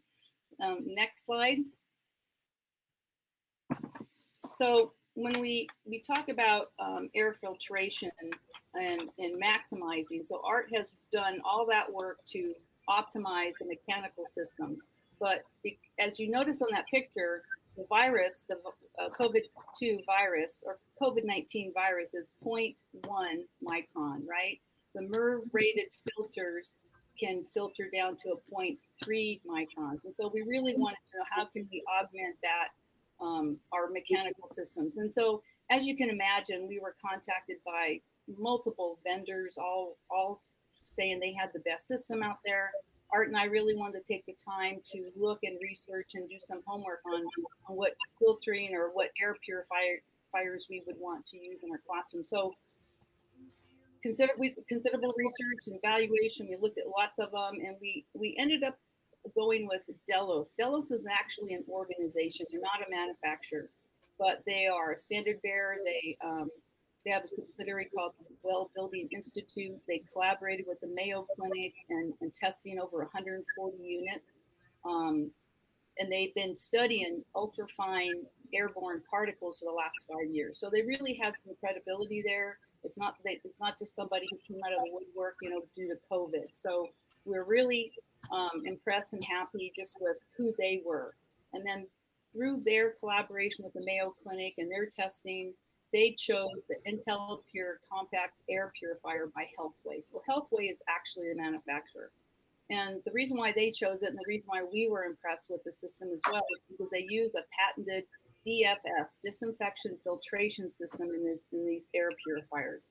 And so what that DFS system does, it traps and removes particles as small as 0.007. So if you go back to that picture, or you think about the picture, that's much smaller than the coronavirus. And so that's what we were looking for. We knew that the filtration and mechanical systems that we had in place, we knew that they could get the larger stuff. They were all pretty much rated the same. A lot of the air purifiers that we looked at, they were all rated for 0.3 microns. We really wanted to do better than that. And so this is has an ionization chamber, and that's why it has this patented DFS system. And we see, and it will work in conjunction and supplement it. So that's the ones we chose. We hear ionization. I don't want you to be alarmed by that. The difference between this unit and other units that use ionization technologies, this one has a chamber. This ionization chamber is actually before the filter. So the ionization chamber has charged ions. The particles are then promulgated. They stick together. I can't say that word. They stick together, and that way the filter can capture them. And there's also a metal grid behind that filter to capture any negative ions that could basically get through the filter. And so it's carb rated, which means it's certified by the California Air Resources Board. And so we were really just impressed with all that. I think next slide. Okay, next slide. So that's what I'll discuss here. Good evening, everyone. So we talked a lot about in the previous presentations about pots of money, right? So there's another pot of money that's coming down the turnpike from the state. It's going to be targeted for ventilation. There, through the research and this last year, a year and a few months that we've been living, everyone has come to see that ventilation is very important in the classrooms to make sure airflow is happening. And Judy, the demand control ventilation, where the units are customizing themselves to flow enough air based on the number of students, the CO2 levels, all the stuff that's happening in the room. But so the state last year, the governor put forward with a program, AB 841. It was approved last year in September. And it creates two efficiency measures, two programs that are going to make funding available to school sites, and it's to school districts. And the first one is the SNPFA, and I'll say the acronyms because I think it's a little funny. I'll throw a little note in there in a minute. The School Non-Compliant Plumbing Fixture and Appliance Program. And so Art and the M&O guys, were ahead of the game. They had all the plumbing fixtures in the districts tested for lead, for contaminants, for all that, and we're happy to say that we don't have any in the district. We wouldn't qualify for that program because we have nothing to replace or target. The second one is the School Reopen Ventilation and Energy Efficiency Verification and Repair Program. So that's hard to say, right? So the acronym SRVEVR is even harder to remember. So there's a committee that was formed, and they're working hard to come up with a new acronym for that. But so that's the program that we would target.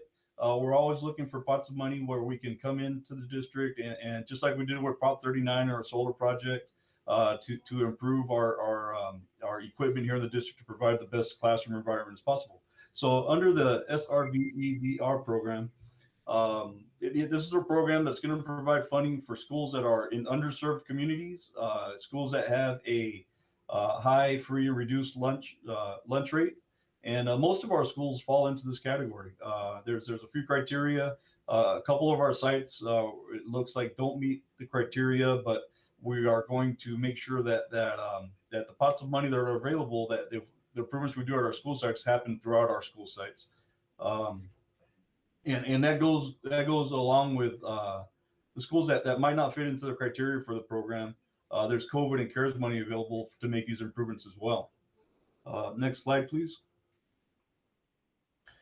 So the SRVEVR program will provide funding for HVAC system assessments. That's the program is going to be phased, right? So the first phase is to come out, do an assessment, and find out what kind of units, what the age, what the conditions are, what kind of repairs are needed to make these units optimized.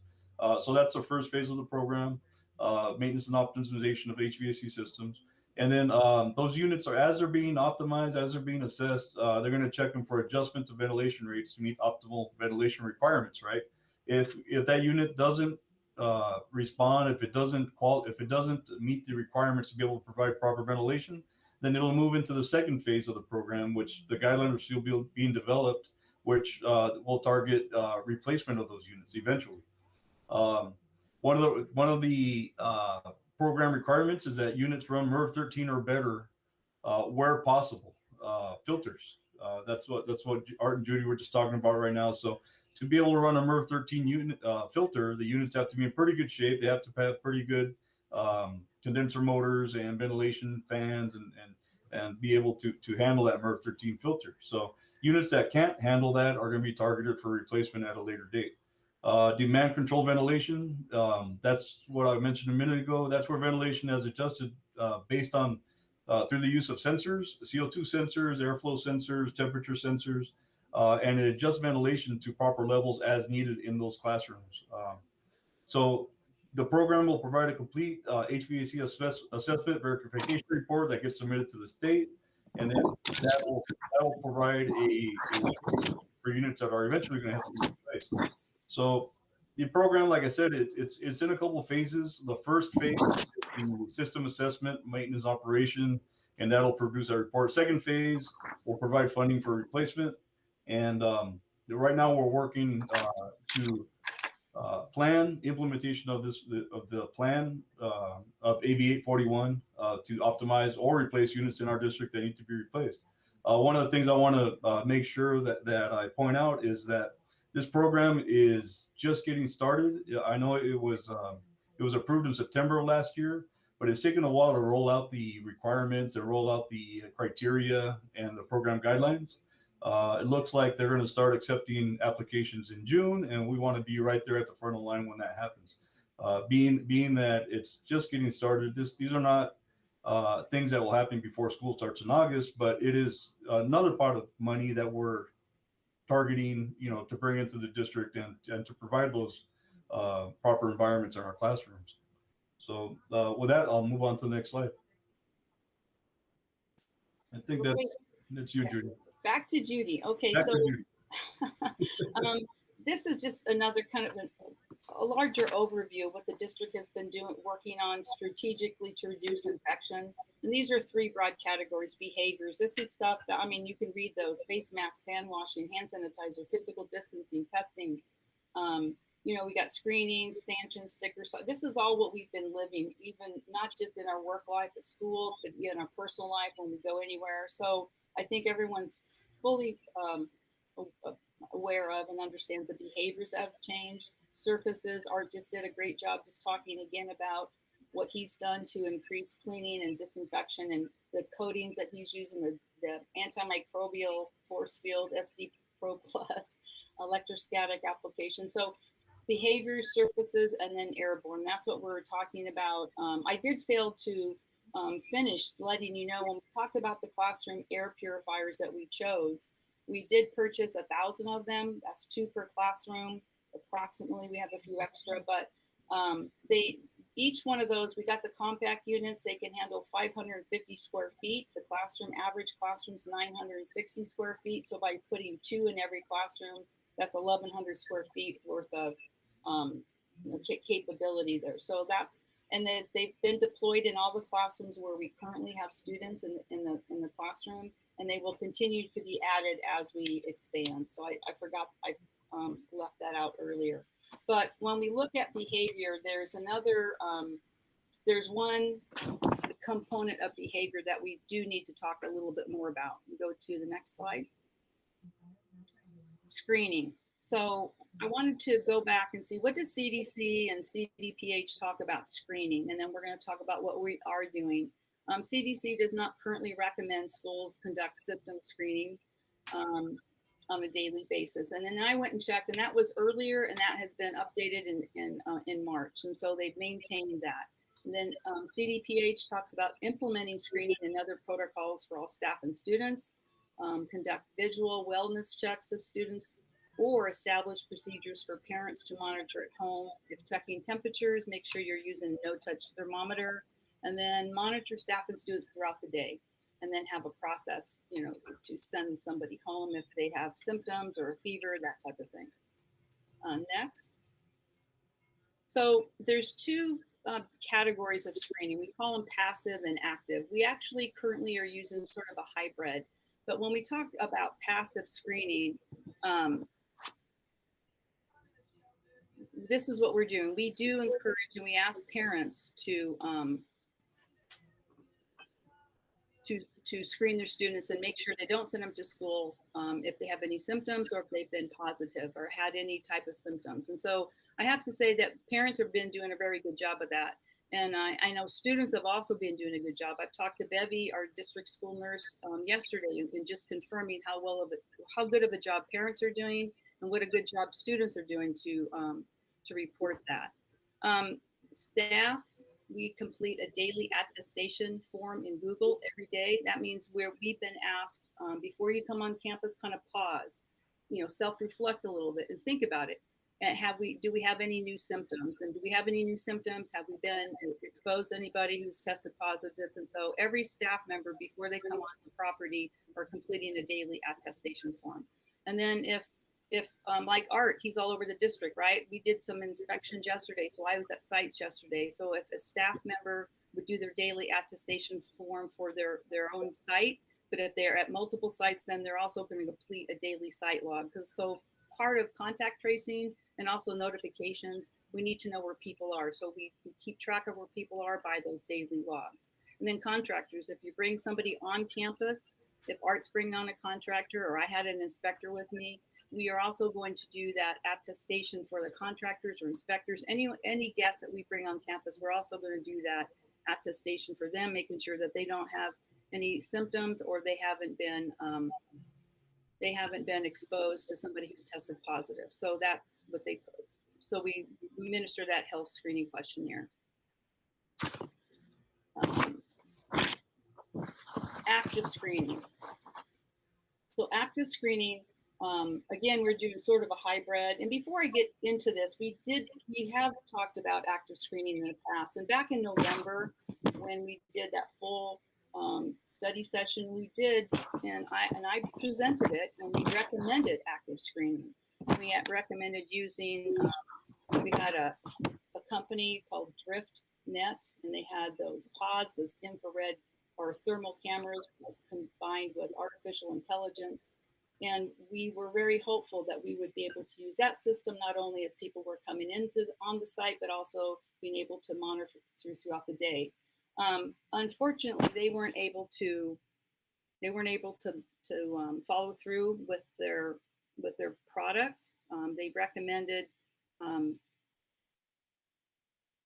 well, it's kind of a joke, but it's sadly, it's honestly, it's sadly, we now call them driftwood because along with their promises and all the high hopes we had for that program, it kind of drifted away. So that's not available. We wanted to talk today a little bit about what is available. And so active screening, it says engage in symptom screening as students and public enter campus. So this is part of our hybrid, actively administering a screening questionnaire. And that's what our campus supervisors do right now. If you come onto a campus, if you're a visitor, if you're staff, you're going to do the daily attestations. If you're students, we're asking the parents to monitor and not send them to school. If you're a visitor or someone coming onto campus, they're going to be campus supervisors are actively administering a screening questionnaire. Again, asking for those health questions. If they have any symptoms, have they been exposed to somebody who's positive? And so that's where sort of a hybrid comes in. And then visual wellness checks during the day, and then temperature checks. So this is what I'm getting to, temperature checks. Currently, CDPH said if you're going to do temperature checks, make sure you use touchless thermometers. And we do have handheld infrared thermometers available at each site. They were using them originally, or initially, I should say, at cohorts when kids were coming on campus. We had them initially, they were using them when sports conditioning started. When we left those, the red and the purple, when we got out of the purple and the red tiers, and then we stopped using those, but they're certainly available. I talked to Bevy yesterday as well, and she said we do passive screening, and then we'll do active screening if there's anyone symptomatic, and that takes place in those isolation rooms. Another option would be, and this is where we're asking the board for direction, would be thermal cameras, and that would be something we would place at an entryway. They, although the kind of the cons or the pros to thermal cameras, or I guess it would be the con. The pros would be they can handle a lot of people coming in. The cons are going to be they only work indoor or a covered area. We would have to put up tents or bring everyone through the gym. It's doable. I mean, we can do it, but it's going to logistically be hard. They can handle a lot of people, right, coming through. But again, we'd have limited entry points because we'd have to have everyone come through one or two entry points. Right now, with hopefully with the full opening and more people and more kids coming back on campus, the good thing about having large campuses is we can open up multiple entry points for kids coming onto campus, and that limits and reduces a lot of congestion, right? So everybody getting too close. Limited use by districts. I've also talked to a lot of districts. There's several districts started using those right at the beginning. A lot of districts waited to kind of wait and see what happened and what the direction was going to be. And now that we're opening more, fewer districts are using them. But it's something we can use if it's something the board decides. We can get them in a couple weeks. I know there would probably be some issues or concerns or that Kirk would work with it regarding staffing, but that is an option. We wanted to bring that to you today because I talked about active screening. It's not available anymore through the method that we were hoping to implement.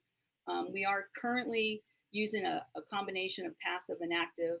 And when I talked to Bevy yesterday, just to make sure I'm on the same page, we would actually at this point not recommend putting in thermal cameras, but certainly that would be something we could do if we were asked to do that.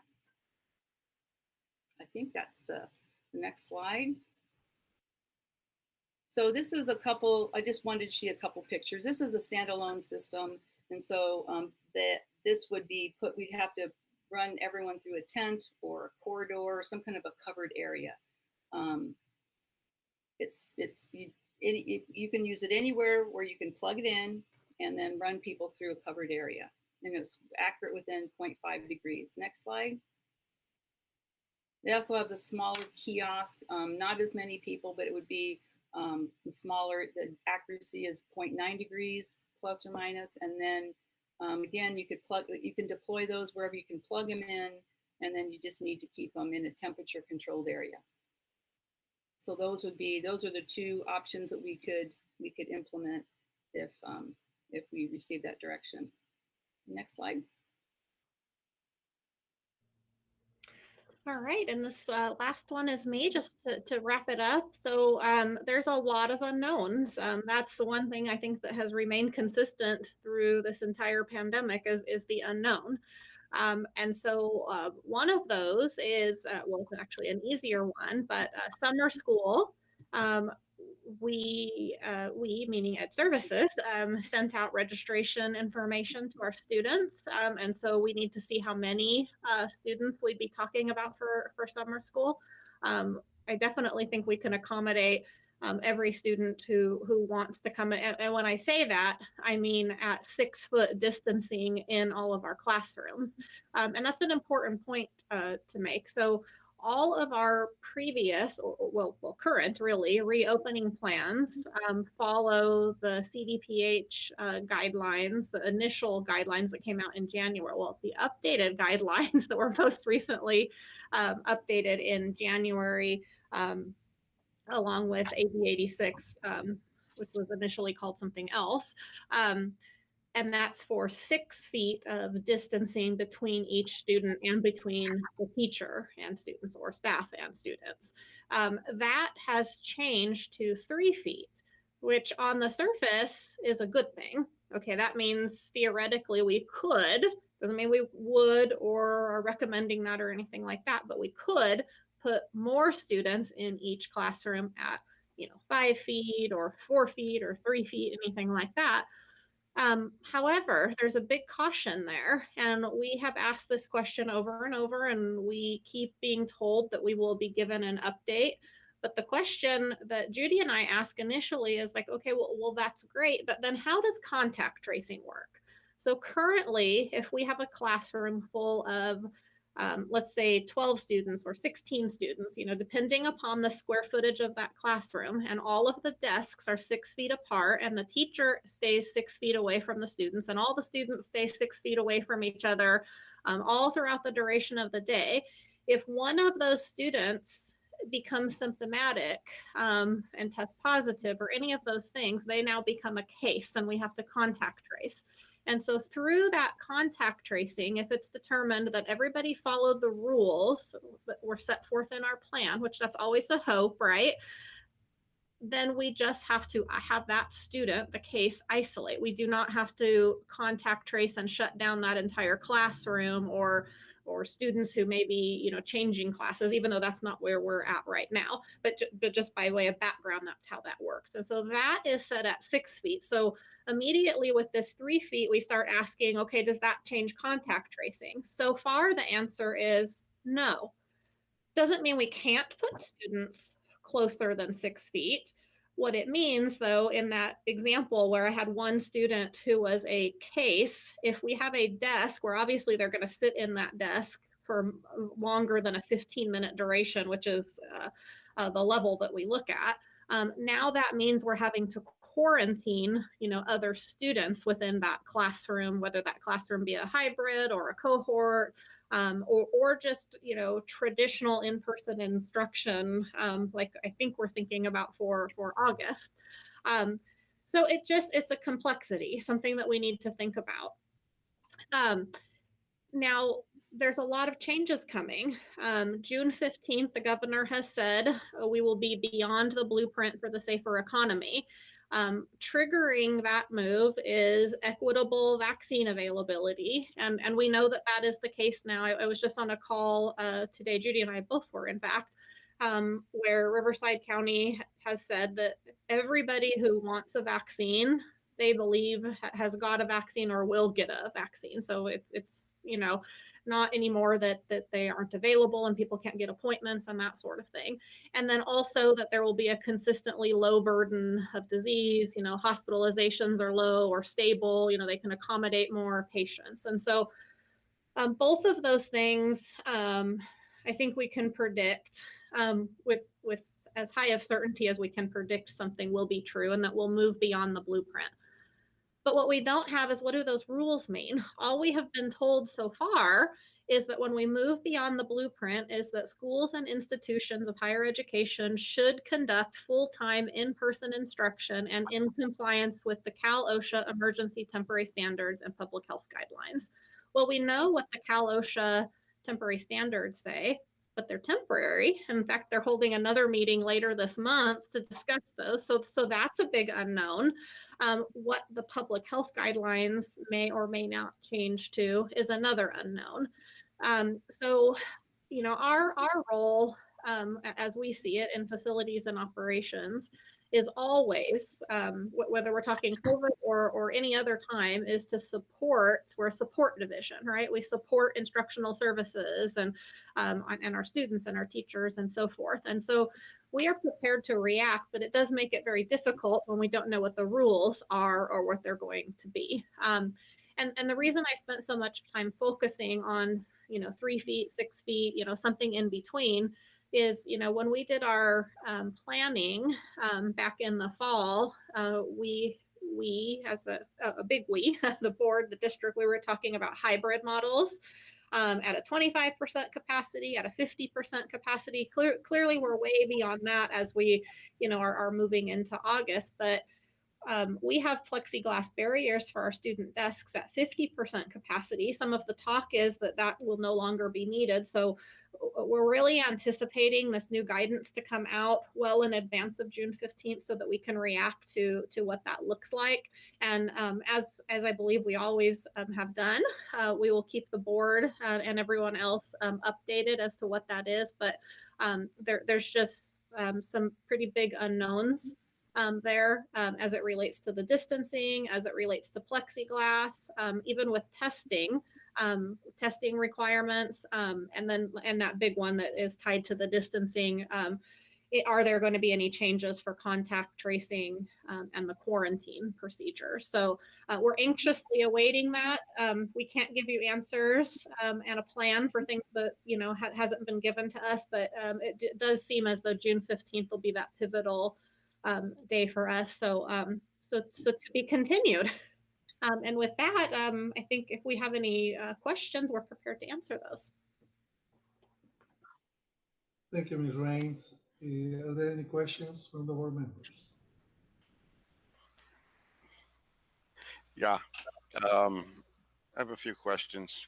Go ahead, Tony.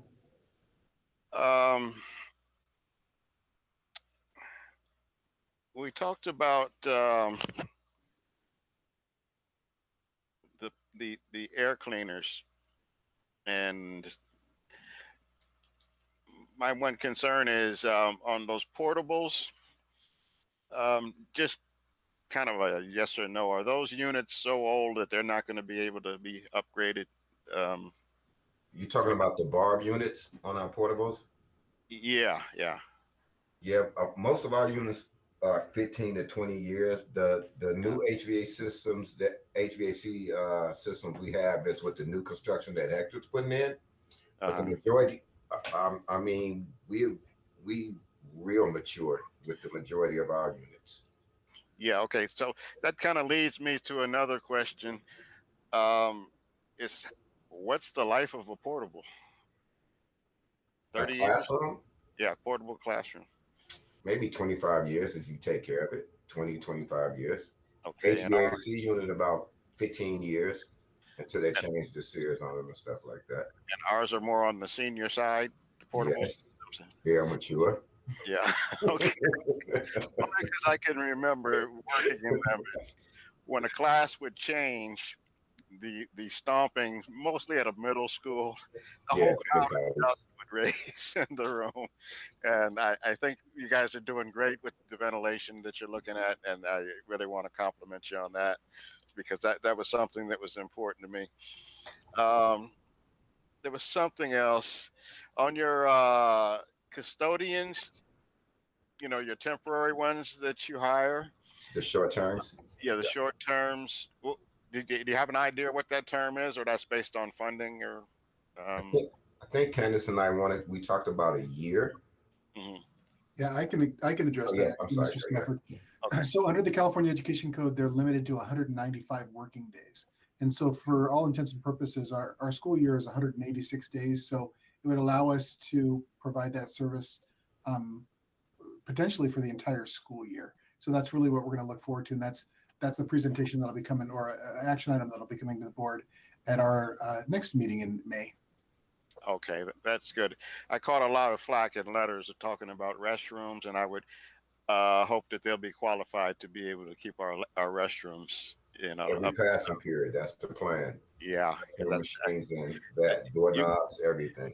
You just can't believe how many letters and things I got about those things, and it I guess it depends whose opinion you listen to. I felt I was correct, but anyway, that's great. That'll work out great. Are we still masking at the start of school? Is it still the state requirement until they change that? Oh, okay. So that's that. So you said it perfectly. That is the requirement unless or until it's changed. Okay. The other thing is wrestling mats. Are we going back to wrestling? Has it started back? Or it's funny. I ran into one of the coaches the other day.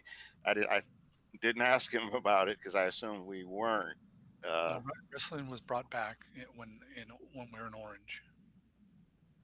It was Grant. I'm sorry. Yes, wrestling back. It's an indoor sport, so they have to go through the testing every day. I believe, is that right, Candace? If I remember correctly. Every week, we do a PCR test on Monday, and that will cover kids for any games Wednesday, Thursday, Friday. If there's any games Monday or Tuesday, then they do an antigen testing on Monday as well. Okay, and I have some other questions, but I'll let those wait. I'll just talk to you guys individually. But one thing is, which you'll deal with immediately, is what's the turnaround time on a room if it's been used? An hour, 45 minutes, half hour, 20 minutes? Say you've had a meeting in a room. Now you've got another meeting. You've got to have a whatever in there coming up. Are you talking passing periods or? No, we're talking just keep it general, the use of a room. So the room's been used. Now someone else needs to use that room for a meeting or another class or whatever it may be. How long does it take them to prepare that room for the next use? We clean every room daily at night. And with the voluntary disinfectant, say if I eat lunch upstairs in the staff lounge, we supposed to wipe our way out with the voluntary disinfectant, the BioSkew. We use that to do that. But if you, I don't know if you, are you talking about an isolation room? Are you talking about a classroom? Or?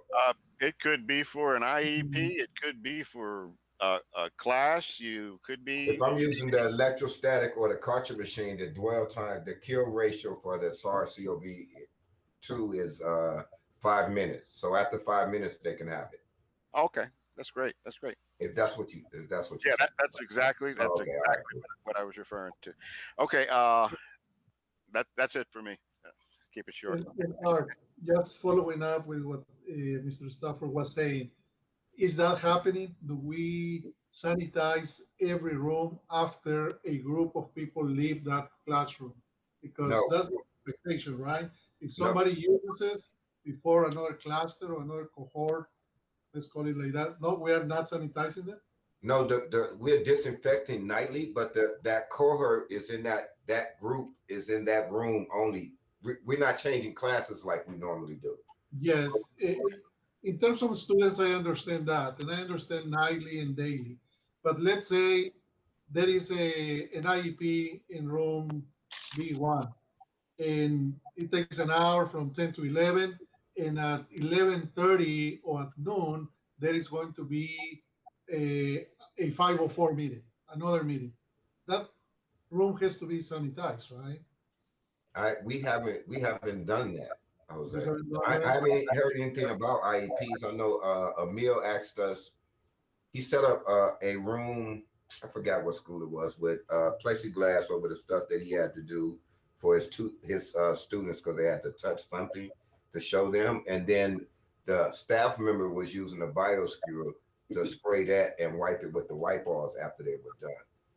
So, and if I could maybe just interject, because I think, Dr. Arau, you're just using that as an example of one kind of, different sets of people. So the current requirement from CDC, and as more and more information comes out, less and less emphasis is placed on surfaces. It's more in the air, which is why you hear us talking more about ventilation and air quality and so forth. And you see Tony nodding his head this way. But the protocols, which we always meet or exceed, the protocols is for daily disinfection, because remember, disinfection is the higher standard. Sanitizing is essentially just cleaning and wiping off debris. Art could probably say that a whole lot better, but we disinfect every area daily. And then our protocols are in our COVID-19 safety plan, which is of the, oh, Judy, help me out, the OSHA piece. I forget what. I was looking up airborne. I was looking something up, so I missed that. Oh, the OSHA piece of the CSP. I just couldn't remember the name of it. Oh yeah, the COVID protection program. Yeah. CPP. I could only remember the acronym. Injury, illness, COVID prevention program. So to get to the exact piece of your question, Dr. Arau, is our protocols are common areas. So not a classroom, not a single person's office. We have SKU, which is what we also call it a voluntary disinfectant. So the protocols are, I'll use Art's lunchroom example as an example, which this could apply to a conference room where there's, one meeting at 11, another one at, 12 or 1, something like that. The protocol is the last person to leave that room sprays that disinfectant. It's a no wipe disinfectant. Judy and her team made a really cool flyer about it. And so Judy's going to laugh when I say this, that I actually said it. She's coined wipe yourself out of the room, which actually you don't have to wipe, you can wipe. But those are our current protocols, which actually they exceed the CDC requirements. Thank you. Mm-hmm. Any other question? Tony, I'm seeing a hand. It was the first one, the first time, Mr. Stafford. I'm seeing a hand on your little screen. Okay. I turned it off. I'm sorry. It was the first one. Okay. Okay. All right. Okay. Perfect. Thank you very much, Ms. Raines, Art, Ms. Miller, and Vector for the presentation. Okay. So we are going to continue with our meeting, and the next item is other items by our superintendent, Mr. Granberry. The only thing I'd like to do is just thank our people that just put on these 3 presentations. They did a great job getting good information out, so the board and our community know what we're doing and where we're moving in this area. So I just want to thank them for their great work tonight on those presentations.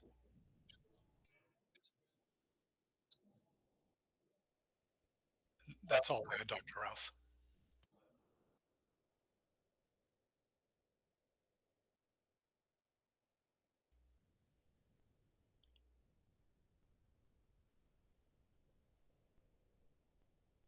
Are you frozen, Dr. Rouse, or are you? I can hear you now, Mr. Bennett. There you go. I thought it was you, but it seems that it was me. It's back to you. Okay, now it's back. Okay, I'm back actually. Okay, sir.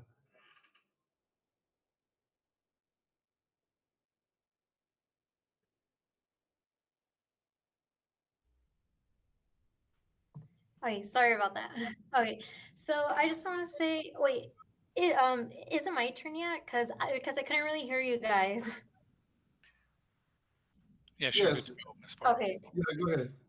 Okay, perfect. So I just want to say thank you for everyone for presenting. It was very for presenting. It was very thorough. I'm very excited for summer school and everything that you all are implementing. I did like the idea of including a principal for the summer school program. I think it's a very good idea for teachers to get more experience. I've actually never heard of that idea, but I actually really like it. So I think that is amazing. I'm also really glad that we're all on the same page regarding like mental health for students, especially during these hard times. It's very, very important, and I'm glad that you guys are all creating initiatives and giving us a very like all the statistics of how students are feeling, so then we can get an idea on how it rose compared to other years. But I am very excited that we are moving forward with this whole process. It really makes us well, it makes me happy that we can do something for these students. And that's pretty much it. Thank you. Thank you, Ms. Trustee Vallejo. Trustee Stafford. Oh, is this our comments by the board? Well, I'd just like to thank all of the cabinet and superintendents, directors, everyone for their great work. I mean, this is really, you've moved with the crisis and been able to adjust and find the right answers for us. I really like the way you listen to, you know, to anybody and everybody that you consider it and you incorporate it into your thinking. I've seen you do that numerous times and pretty much all the time now with the experiences. So I appreciate you very much. And hopefully we'll get back where we can all be together physically and have a good year of school and summer school coming up. So that's it for me. Thank you. Thank you, Trustee Stafford. Trustee Nelson. Thank you, Dr. Rouse. I'd just like to thank everybody who put in your time and effort into the presentations we just watched and heard. I know it's time consuming, and you guys did a great job of putting all that information together. Like Trustee Vallejo said, it was very thorough and very informative information that we can use on a regular basis, getting us ready for summer school and the beginning of the next school year. So thank you very much. That's it for me. Thank you, sir. Trustee Dr. Freeman. Thank you, sir. Well, first of all, I want to reiterate what I said earlier about letting others know what we're doing, because we are coming up with some really great creative and innovative ideas. And I think that the other districts should be made aware of what we're doing so they can look at it and adjust it for themselves. The idea of the summer school to help for everybody. I just think that's a fantastic idea. Again, one that needs to be advertised. People need to know that what we are doing and not what they think we are doing. And if we can get this out there and let other districts look at it and adapt it as they see fit, I think we'd be benefiting every school district there is. And that would benefit every child and every teacher, every staff person, every parent. And then the only other thing I want to make mention of, I've heard of a few people who think that having a guest teacher in the classroom when they're going in person instruction, that isn't effective. And so I just think we need to be able to address that for people, to assure them that we're not just babysitting these kids, that they're coming on to school, that they're actually getting the assistance that we want them to have. Thank you. Thank you, Dr. Freeman. I ditto everything that the other trustees had mentioned. Thank you to Cabinet for the excellent presentations. I just want to add, I want to say congratulations to Paloma Valley High School for being named a 2021 Distinguished School. I want to congratulate all the staff, the students, the parents at Paloma Valley. I want to say thank you to the teachers, the administrators, certificated, classified staff, as well as the students and the families, for your commitment to excellence, for working together, and for this wonderful, impressive achievement. It is great. As you probably know, the Distinguished Schools Program is an example of wonderful staff members, an example of wonderful teaching learning process and collaboration, and reflects the focus of our students, of our families, and our district's data-driven approach to develop educational programs, processes, and systems with the ultimate goal of supporting the students. Congratulations, Paloma Valley. We are very proud of you. I also want to say a happy Teachers Appreciation Week to all of our teachers. During this week, I want to say thank you for dedicating all your time to shape the lives of our future. Our current students, they are the future of our society. So thank you very much for everything that you do for our students, and mostly during the last year in facing these difficult times. I think that's it. Those are my comments for today. Now we are going. The next item is an action item, and is adjournment of this special meeting. Do I have a motion to adjourn? So moved. Trustee Freeman, Trustee Dr. Freeman. Second.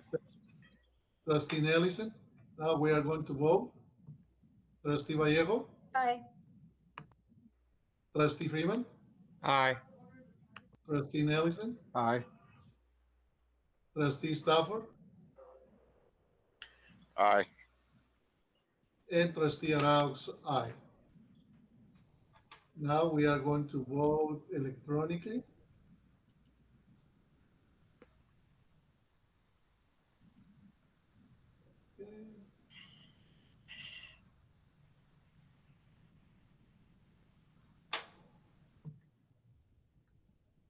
Actually, it's not showing up on my computer. Is there a reason why? It was not showing also in mine, Ms. Vallejo. If you can refresh it, please. And probably after I refresh it, I have to join the meeting again because it wasn't showing up on mine. Would that be the next step, Señorita Fester, for Ms. Vallejo? Okay, I got it. Yes. All right, excellent. Very good. So upon a roll call vote being taken, the vote was 5-0, and this meeting is adjourned at 6:30 p.m. Thank you. Now we are going to go into the California Military Institute. So that is going to be the special board meeting at 4. Would that be the one at 4:30, Señorita Festa? Yes. Okay. Yes. Perfect. Thank you. So we join the meeting.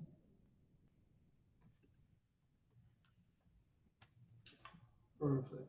So at this time, I'm going to call the California Military Institute special board meeting to order at 6:31 p.m.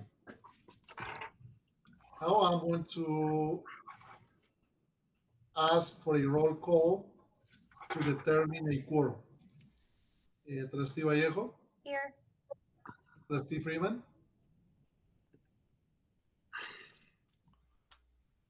I think you might have left.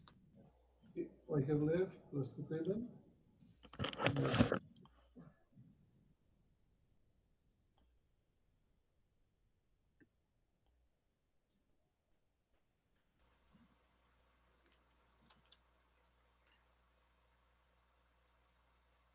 We still have a quorum if we can't get them. Yeah, we'll continue. Trustee Nelson? Here. Trustee Stafford? Here. And Trustee Arauz here. We have established a quorum. So all items requiring a vote will be an oral vote for this meeting, followed by an electronic vote. And we start our meeting with action item 3.1, revision, adoption of the agenda for today, May 5th. Do I have a motion to approve the agenda?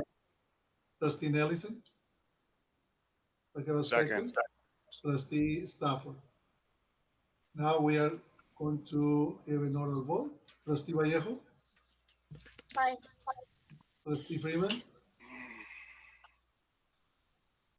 No, Trustee Nelson? I'm sorry. Aye. Trustee Stafford? You're muted, Tony. Oh, sorry. Aye. Okay, thank you, Tony. And Trustee Arauz, aye. Now please vote electronically. Hey, Randy. And upon a roll call vote being taken, the vote was 4-0. Mr. Bennett, did you say something? I believe he's on the phone with Mr. Freeman, Dr. Freeman. Oh, okay. The next item, 4.1, invitation to address the Board of Trustees on non-agendized items.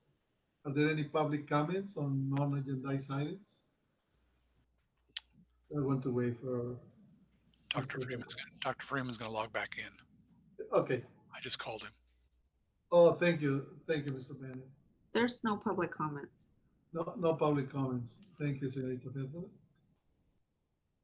We go the next item, action item 5.1, personnel.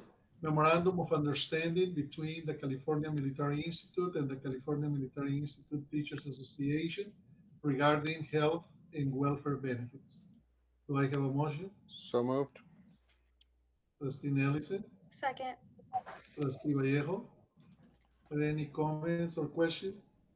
I had a question really quickly. What is the total amount for CMI for this side of it? It's probably for Miss Rains to answer if she has that number. I was looking for my mute button. Let me see if I have that in front of me. Sure, yes, I do. Did I unmute? Yes. Okay. So this is a big number. $3,642. Woo! And, Huge. and 9 cents. Oh, the 9 cents is going to break us. Thank you, Ms. Rains, and thank you, Trustee Ellison. Okay, any other questions? Let's see, more questions. Okay, we are going to vote. Trustee Vallejo, Aye. Trustee Freeman. Aye, and I apologize.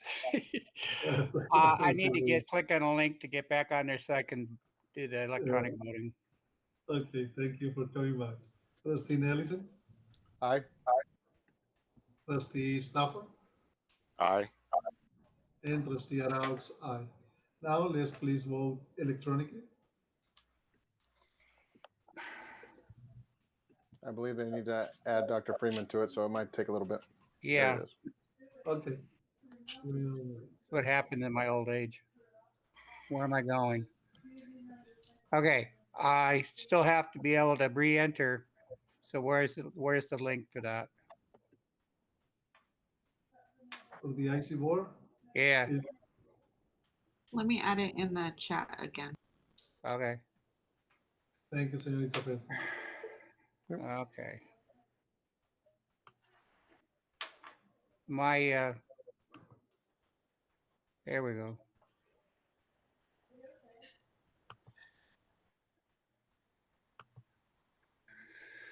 Okay, and upon a roll call vote being taken, the vote was 5-0. The next item is also an action item, 5.2, from the Business Department. Approval of health and welfare benefit increase for California Military Institute classified employees. Do I have a motion? So moved. Second, please. Second. Trustee Stafford and then Trustee Dr. Freeman. Are there any comments or questions? No? Okay. So we are going to proceed to vote. Trustee Vallejo? Aye. Trustee Freeman? Aye. Trustee Ellison? Aye. Trustee Stafford? Aye. And Trustee Arauz, aye. Please vote electronically. And upon a roll call vote being taken, the vote was 5-0. 5.3, approval of health and welfare benefit increase for California Military Institute management employees. Do I have a motion? So moved. Trustee Ellison? Second. Trustee Stafford? Any questions or comments? Okay, we are going to vote. Trustee Vallejo? Aye. Trustee Freeman? Aye. Trustee Ellison? Aye. Trustee Stafford? Aye. And Trustee Arauz? Aye. Please vote electronically. And upon a roll call vote being taken, the vote was 5-0. And we go to our last item, 6.1, adjournment of the special meeting of the California Military Institute. Do I have a motion to adjourn the special meeting of the California Military Institute? So moved. Second. Trustee Stafford and Trustee Ellison. We are going to vote. Trustee Vallejo? Aye. Trustee Freeman? Aye. Trustee Ellison? Aye. Trustee Stafford? Aye. And Trustee Arauz, aye. Upon a roll call a roll call vote being taken, the vote was 5-0, and this meeting is adjourned at 6:39 p.m. Do we have any more meetings?